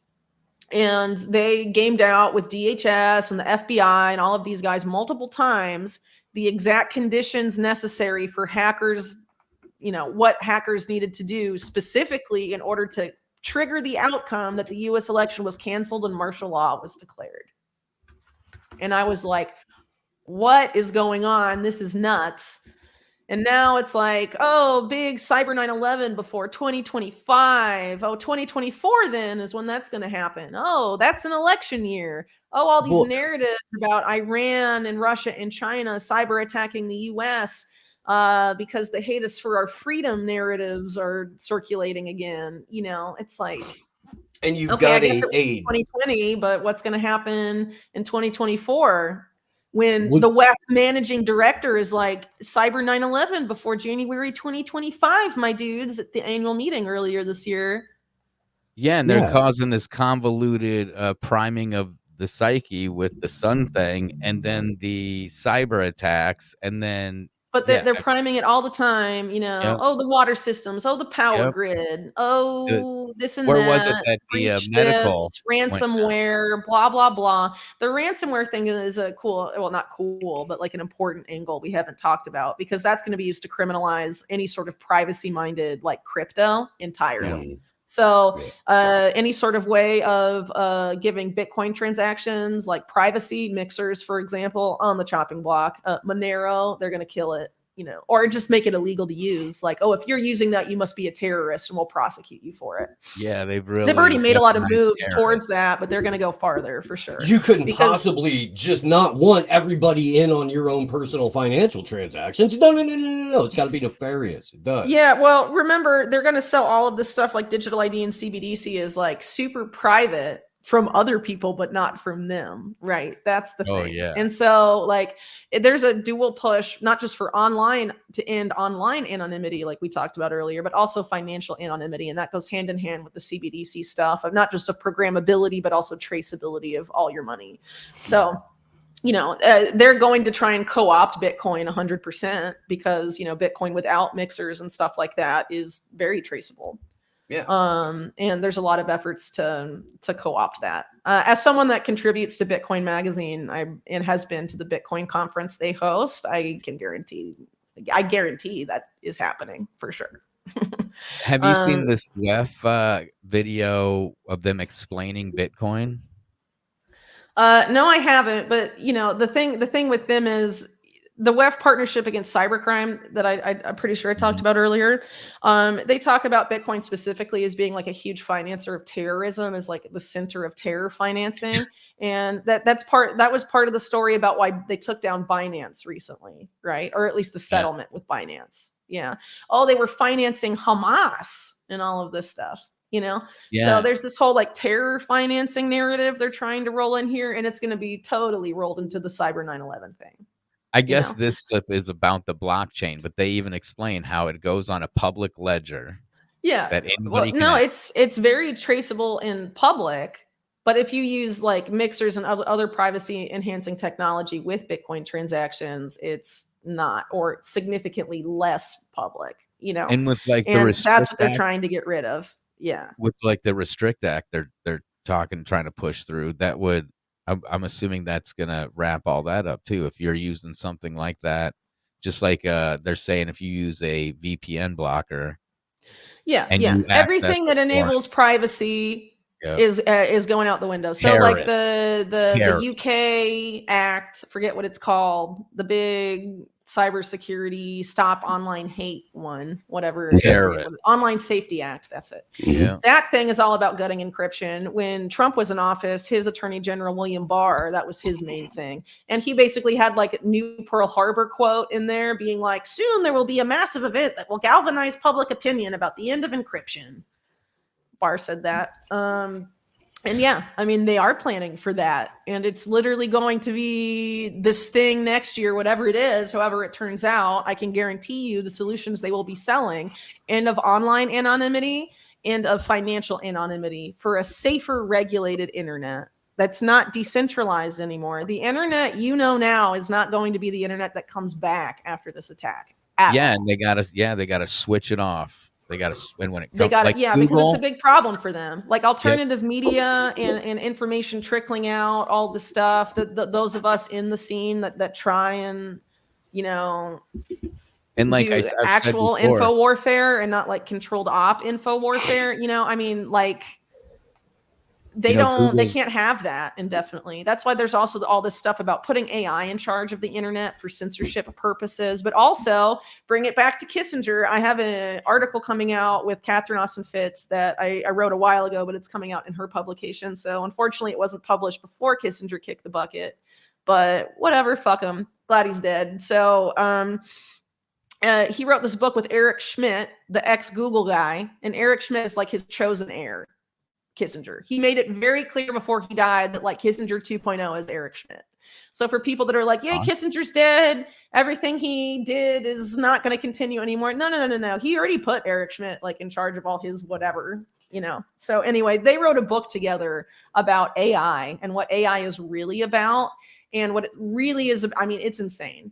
It's just the most insane book ever. If you know what you're looking for and you know who Kissinger and Schmidt are and how together they've basically created most of the framework for AI national security policy. So the AI policy that's run by intelligence agencies in the military, they did that. No one talks about Kissinger and AI. It's very annoying. Just like no one talks about Noam Chomsky and AI, and that's why Epstein wanted to hang out with him. Anyway, I digress. That it always makes me think of that Shia LaBeouf movie, Eagle Eye. Like the way the AI was attempting to protect the Constitution, so it had to eliminate any threat to the Constitution, and the president was threatening the Constitution or something, so it wouldn't through anything it had to do, framing people, fucking, because everything's connected to the internet. It always makes me think of that, because Shia LaBeouf quit or was fired off the Transformers after that, after he was on Jay Leno, and he's like, they had FBI, shadows, and he told me they record phone calls, and he pulled one up from like 3 years ago of a what you're wearing type of phone call. Freaked me out, man. Like, and that was, I mean, don't have any illusions of privacy because it's not real. But what they want to do, the reason they need to get rid of online anonymity is so they can't pretend like they have these illegal tools legally to go after you for doing stuff online, right? Mm-hmm. If you have your government issued ID linked to it, they can be like, we definitely know you did this on this date and you access this information or you posted this, and then in court you're fucked, right? Mm. But if and it's like coming together, they can't use an illegal tool, and they have like the illegal wiretapping stuff, but they can't like prosecute off of a lot of the stuff they illegally suck up. Yeah, they have to go through that whole parallel collection rigmarole, and they have to act like but the simple fact of the matter is, there's no privacy. There's only so they already know what you do. This is about the whole pre-crime war on domestic terror, clamping to fully down on remove all anonymity. Once we lose the cache, so if all you anonymity is lost. if you think you're a thought criminal now and you're going to try and get back on like that new reinvented post cyber 9/11 internet, you are like signing your own prison sentence, death warrant, whatever you think might happen. Well, Awful idea. Google Don't do it, dude. has announced, because Google's like the majority of emails, right? Google's like a mass And search and was Yeah. made by the CIA. And Google It's announced that cool. they're wiping away all unused emails, right? So they're going to open up all those spots for all the new emails, and then they set it up, or they reset it, and sorry, we lost everything. It was all digital. We were attacked. Maybe it might have been the sun. We're trying to figure it out. It's probably Iran, the sun. We don't know. But we need you to sign up with your real ID. And Totally. And that's what Twitter's going to do. I mean, Elon Yeah. Musk has already like put everyone on that trajectory. Oh, you got to get verified. Oh, who's doing the verification? Oh, just some like Israeli and everybody ran company. to it. Everybody ran to it So I can post longer stuff on Twitter and post long videos and get paid for the everything app that Elon Musk wants to be half of the financial system. But I'm against CBDCs and digital ID, guys. I just sell out really quick when you offer me money, I've seen this. Never verify. Anti blue check. It's the way to Yeah. be. Mhm. And then he's going to charge new users $1 a year. That's literally just a 99-cent. Boop, I need But your it's to get ID. you to tie it to your bank Yeah. account. Yeah. Yeah. For $1, you can enjoy some Twitter. Not fully. For $100 and something a year, you can enjoy Twitter fully, unless you say the wrong shit, and then we're keeping your money. And then they know what your bank account is, and your ID will be tied to it, and it's got to be Yeah, processed and when by you had some PayPal- Israeli cybersecurity identity verification. PayPal was talking about reaching into bank accounts. Remember that when they were talking about reaching into a bank account and taking And they were censoring people for thought crime and closing their accounts. Yeah, and now they have a stable coin. it all ties. If you Scooby-Doo the dots, Scooby-Doo we the made this dots, an really episode of Scooby-Doo. My kid would probably have it figured out by the unveiling when they rip the Kissinger mask off. And Eric Schmidt's underneath it. Yeah, now, yeah. Meddling kids. Yeah, man. I mean, Oh, I'm proud to be a meddling kid. That's for Right? sure. Heck yeah. Yeah, that's the only way. Oh Meddling man. Kid gang. Well, yeah, I'm trying to think about the best thing to wrap up on because I kind of gotta hop out of here soon. But I don't know. What was the thing before we got to Scooby-Doo Land? My brain like resets because I think about all the Scooby-Doo my kid I watches. went to Scooby. Yeah, my kid. My kid watches the I'm Scooby-Doo. currently playing basketball with the Harlem Globetrotters. Because that's where my Scooby-Doo brain went. I'm like, Oh, maybe wow. we could get Meadowlark Lemon in on this. Does your kid bounce from like the old Scooby-Doo to like Old the newer Scooby-Doo to Scooby-Doo? like newer. Well, like the newer ones are awful. Oh, So, they like, have that the- one that was all about Anunnaki. Like season 2 is I didn't all see about, that one, but there was man, my one kid that was woke up- like something about King Arthur or whatever, and it was really Yeah. bad. And Yeah, in I the was like, newer one- no, we don't need new Scooby-Doo. So I capped it at the one that started in the late 60s, and the farthest I'll go is late 90s, Witches Yeah. Ghost straight to There's TV movie. the That's old as far as we Scooby. go. Yeah. Sometimes you'll be, doing something, and then they're watching the Scooby, and it's like, wait a minute, what? That's what happened with the Anunnaki thing. She's watching Scooby, and then they're like, Planet X and the Anunnaki come, and they made us slaves, and then they're gonna come back and smash the earth. It's gonna blow up. Blah, blah, blah. Oh. I was like, what the hell? And then it's like Yeah. the whole second season of whatever the new Nah. Scooby-Doo is all Personally, I'm all about classic Scooby-Doo. My daughter's favorite Scooby-Doo from old Scooby-Doo is The Creeper, which is about like this banker who's stealing money from his own bank, and he dresses up as this crazy like green dude with a weird wig called The Creeper, and pretends that's who's stealing the money. And it's like, oh, teaching kids that bankers are fraudsters, and they'll make up some imaginary boogeyman and blame that boogeyman for stealing your money. Yeah. Thank you. Like It sucks because my kid gets homeschool with Scooby-Doo, dude. Not entirely, but I mean, it is a useful lesson because it's like, actually, kids, bankers do that. And Scooby-Doo in Iran the is the game. next boogeyman for Yes. Creeper Cyber 9/11. Uh-oh. Scooby Doo and the gang learn about the Federal Reserve. That'd be fun. That'd be fun. That'd be a good one. Rothschild. It's scared of the dark, though. It's like, what? You see them rip the mask off the dude's head. Like, what do you... I'm scared of it's dark. Turn on the hallway light. That's what I give the Scooby-Doo. She's only 6. I'm fine with rapping on Scooby Doo with you, Whitney. That works for me. That works for me. Yeah, sounds good. So, really quick then, for people that want to check out all my stuff on this like Cyber 9/11 stuff. Okay, so on my website, which is unlimitedhangout.com, you can find all of these articles I've talked about today. You'll have to search for some of them. So like the CTI League has its own article from 2020. And then I have a whole series I did on Cyber Reason about this like election doomsday stuff, which is very much ties into the CTI League stuff. And then I have a 2-part series that was originally for TLAV, but was also republished on my site, Unlimited Hangout, about the WEF Partnership Against Cybercrime, or WEF-PAC. Have some articles on Cyber Polygon and the WEF itself, and also a really important article about how WEF-PAC and the Carnegie Endowment for Peace teamed up to game out this big cyber attack on the financial system, with all the big banks and all the big central banks collaborating on that. And at the time, forgot to mention this, the head of the Carnegie Endowment was William Burns, who is now CIA director. It's just like a big What circle. you know?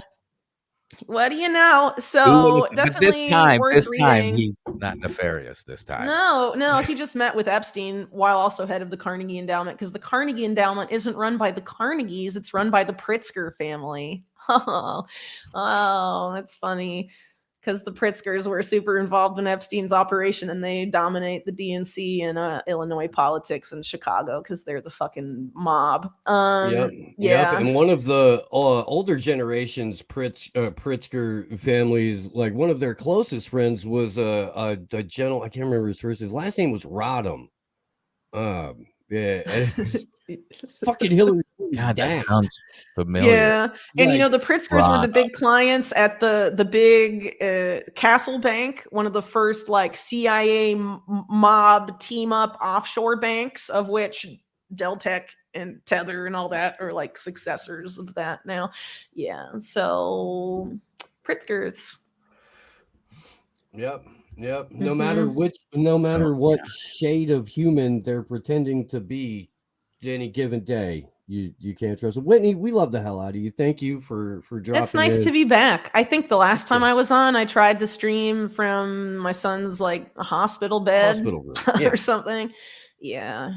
We're not very cool, very but glad to see you. Happy to be back under more normal circumstances for sure. Heck yeah.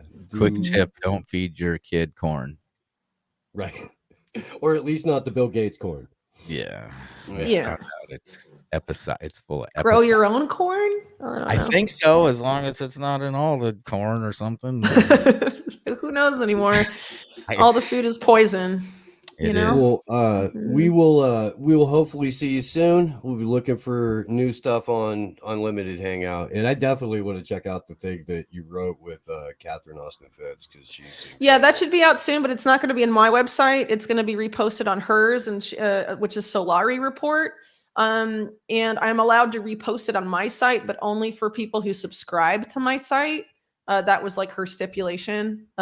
So, sorry about that, but I hope at some point it'll be made publicly available. But if it's not, definitely go read The Age of AI by Kissinger and Eric Schmidt. It will blow your mind. It's so disturbing, dude. Highly disturbing. They're basically like, we're going to put AI not just in charge of censoring everything, but it's also going to write all the content that you consume, because we're going to censor everyone that's not AI, basically. And so all your information online is going to come from like ChatGPT equivalents. And so AI is going to control the entire AI information space. And they're like, we need to do this because the real AI revolution is about controlling how people perceive reality. And this is going to lead to a huge shift in human consciousness and create a situation whereby humans become so dependent on AI that they can't perceive reality without it anymore. Sweet. Swallow, And then suck on that for a while. Think about then they how include the that suicide feels. pod for everybody. Everybody gets to hang out in a suicide pod made by the Swedes. And then when you're done, they'll Hey, or maybe the suicide pods, they'll be like, maybe the suicide pods, they'll be Elon Musk will be like, you guys want to go to Mars? Get in the pod. And you'll have a Neuralink thing. We'll in your head, drop you the feel like pod you're at in your house with Mars, a but drone. the pod's Get in the been cyber activated. van, losers. Get in the fucking Tesla truck, losers. We're going to Mars. I didn't think about it.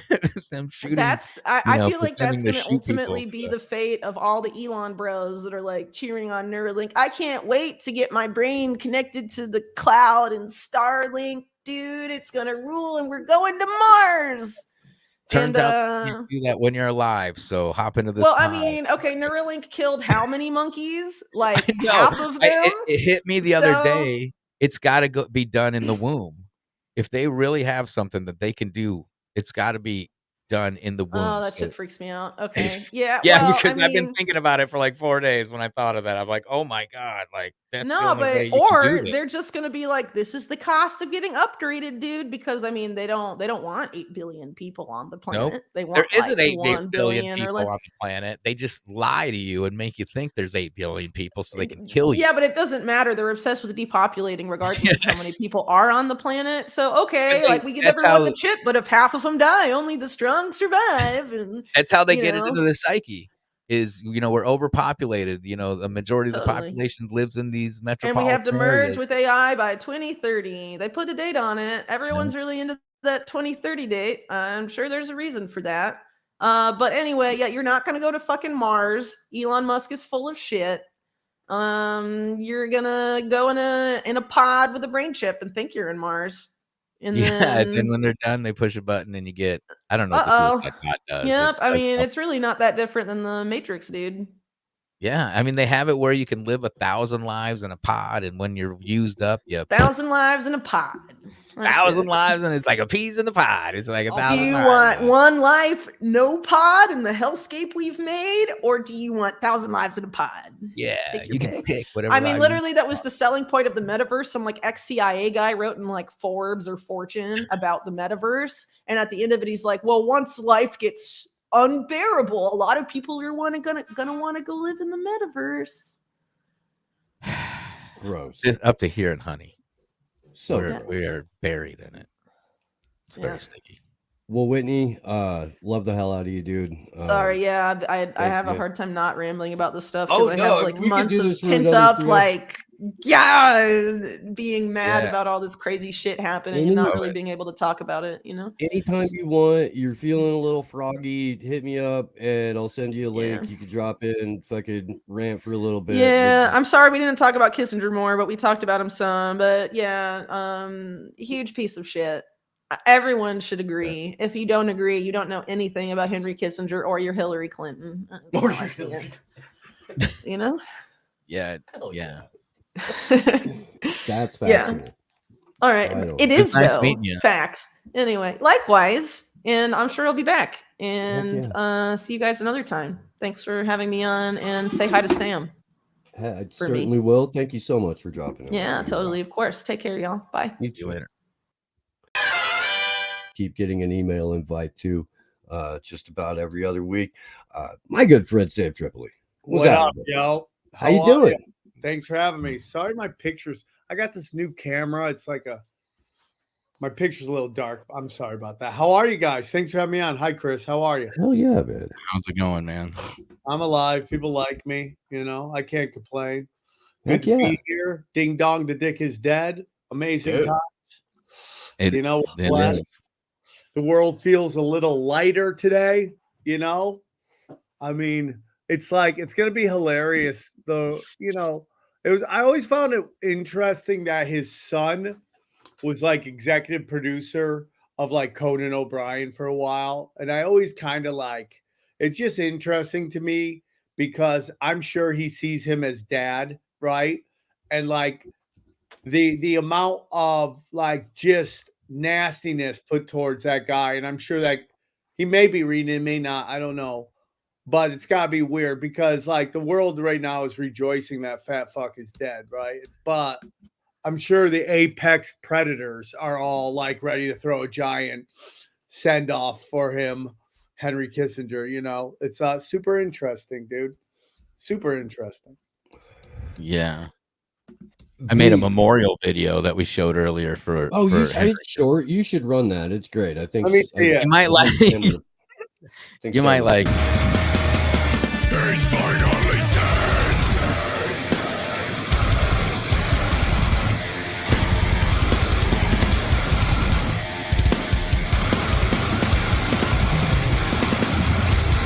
We all know you're going to hell.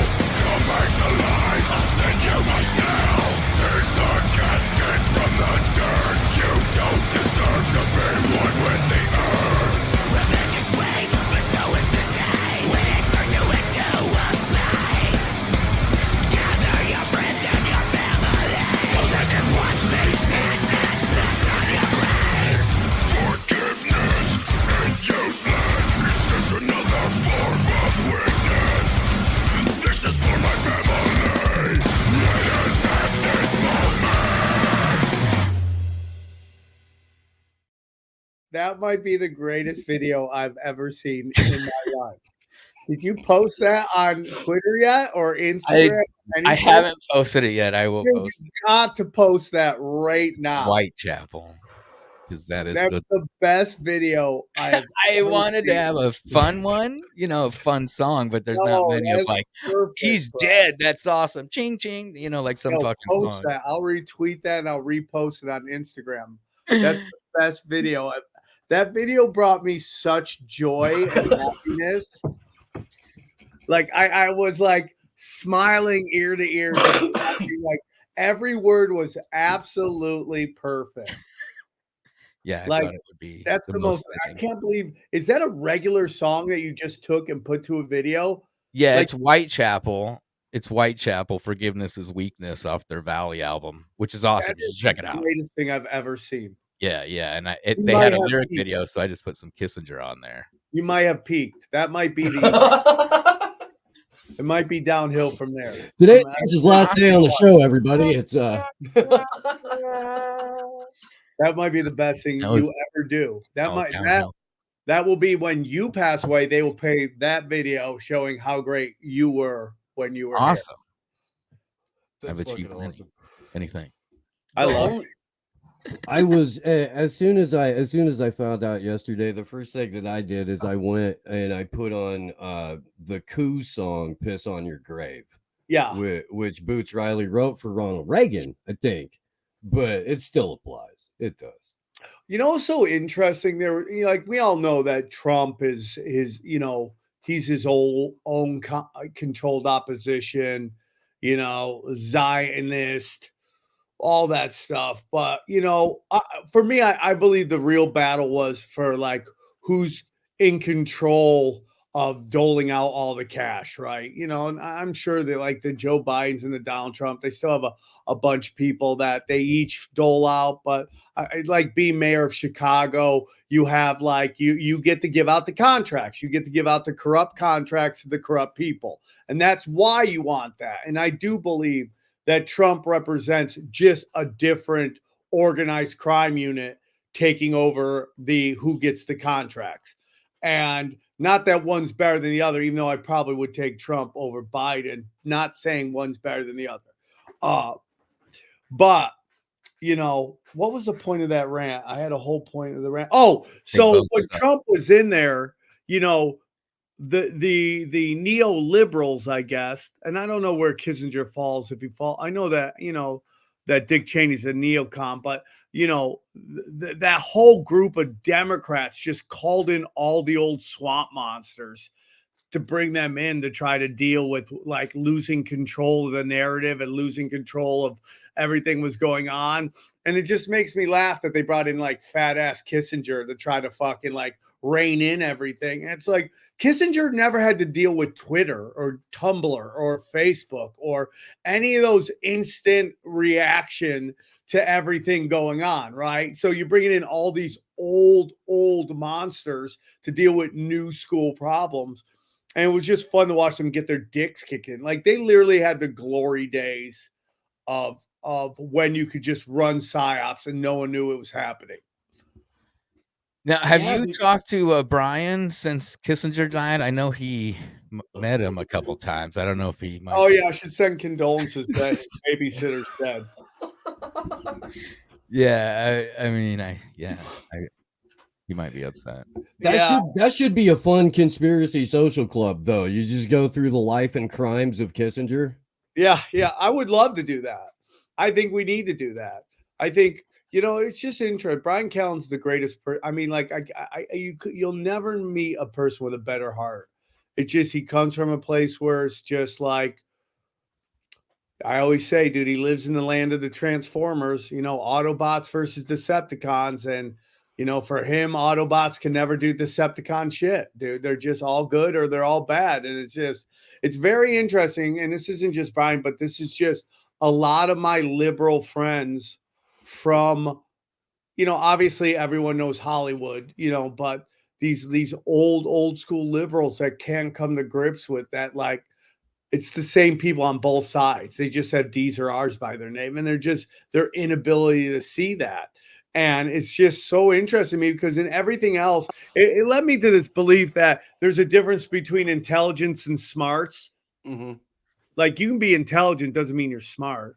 Like intelligence is understanding systems and how to thrive within those systems. It's like why they could write a great script because they truly understand every rule of grammar and storytelling, and they could write you the greatest script, but they couldn't tell you how the world works because they don't have any smarts, which is the wisdom of your experiences, your experiences of life. Somebody on the streets has a real good understanding how humans operate versus somebody who went to like private schools and ended up just like being force fed all this bullshit. So it's like, it's interesting to me how nobody can see the difference between the Clintons and the Bushes, even though they were all working together. Like I'll do these deep conspiracy rewinds. And I was doing I think it was the 1992 debate between Clinton, Bush, and what's his face, the Texas billionaire. Yeah, Ross Perot, yeah. And Ross Perot is lighting everybody up. He's just lighting them up. And Bill Clinton is doing the worst. He is awful. He's not good. He's got deer in the headlights. Look in his face. And, it's like, and of course, George Bush is fine because he knows he's scripted the whole thing. So it's super interesting that they can't see that happening. And it's just like we get into all this stuff now with like, if you do, and you guys can tell me to shut up at any moment, but October 7th, we all just, we get in this place where we're like, this seems psyop-y to me. This seems false flag-ish to me. And you're like, yeah, I'm going to say it's a false flag. You put it out there, you get your dick kicked in by the internet because they're all emotionally reacting to it. And then slowly but surely, the truth starts to come out. And you're like, oh, put another $1 in the conspiracy theorist is right jar again. You talking about like friends that like don't believe the Autobots can do bad, and it reminds me of the people who claim to be Carlin fans, George Carlin fans, because he said it. He was so far ahead of his time. And the one clip, it's a big club and you ain't in it. Yeah. I don't know how you could be a Carlin fan and still think. Try to get into the big club as hard as fucking possible. You can even go even more, recent examples. Patrice O'Neill. Mm-hmm. You look at like they did a whole doc on Patrice O'Neill, which was great, but the way all the LA comedians are like, he is so brilliant. I go, you would hate him if he was alive today. Yeah. If he was alive today, he'd be saying everything you find offensive. And the real problem with that is that most of these people say the offensive shit behind closed doors, but it's out in public. They're so afraid of getting canceled. Like the trauma of getting canceled. Like that was such a great psyop. Like if we taught PSYOP 101, you'd be like, let's look into the Me Too and the cancel culture movement of the early 2000, like the late, like 1915, 2015 to 2020. Let's study that and how psychologically damaging that was to America and how it was just all astroturfing. None of it was real. And the psychological damage it did to everybody who saw something wrong and didn't say something was wrong because they were so afraid of getting canceled. And that's comedy right now. And now I would like to believe that this show, other shows in the vein of my show, have shown people it's okay to talk, to express your opinion, and that really cancel culture never existed. It was just the illusion of corporations giving blue hairs this kind of insane power that wasn't real, because they wouldn't even let you debate whether you want this person to get canceled. A bunch of blue hairs, non-binaries would be like, this guy said something very quick. And then like Applebee's would just cut him. You're fucking gone. You could see the pattern and who was going to be next too. Thanks again for tuning into another episode of the Independent Review. I will leave you with one last clip on Henry Kissinger. See you all next week. He's hard of hearing, blind in one eye, and shits his pants on the regular. I work about 15 hours a day. Will be to develop an overall strategy for America in this period when really a new world order can be created. It's a great opportunity. It isn't just a crisis. I will kill you. I will kill all of you. Destroy all happy people.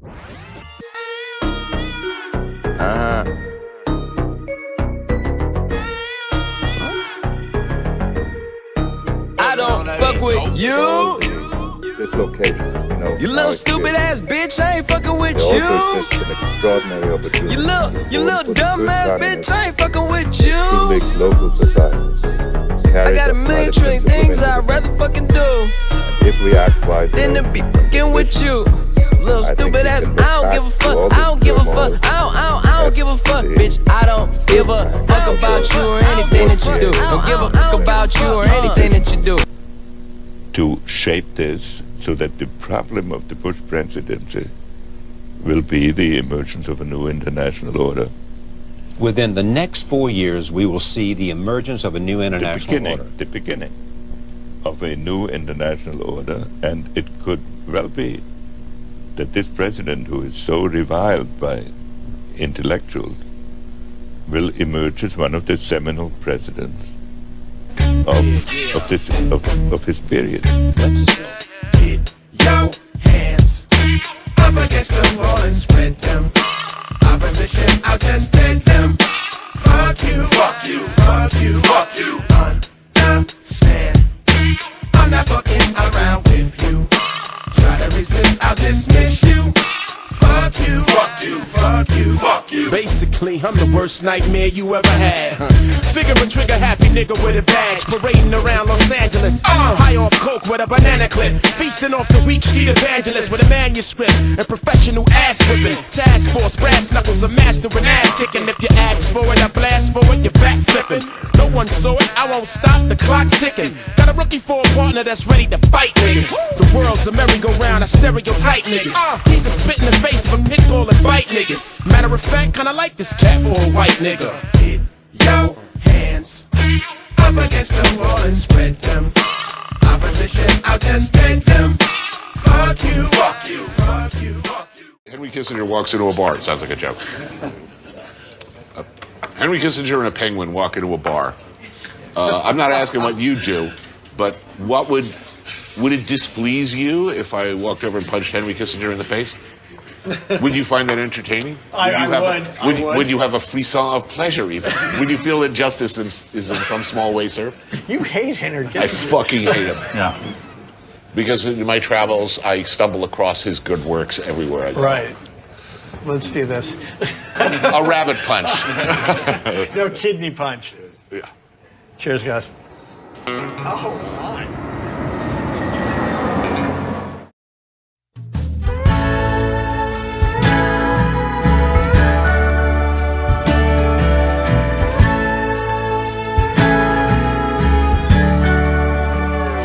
Say we're done. You packed up your stuff. It's it's really over. Said you've had enough. There's one thing I'd like to say.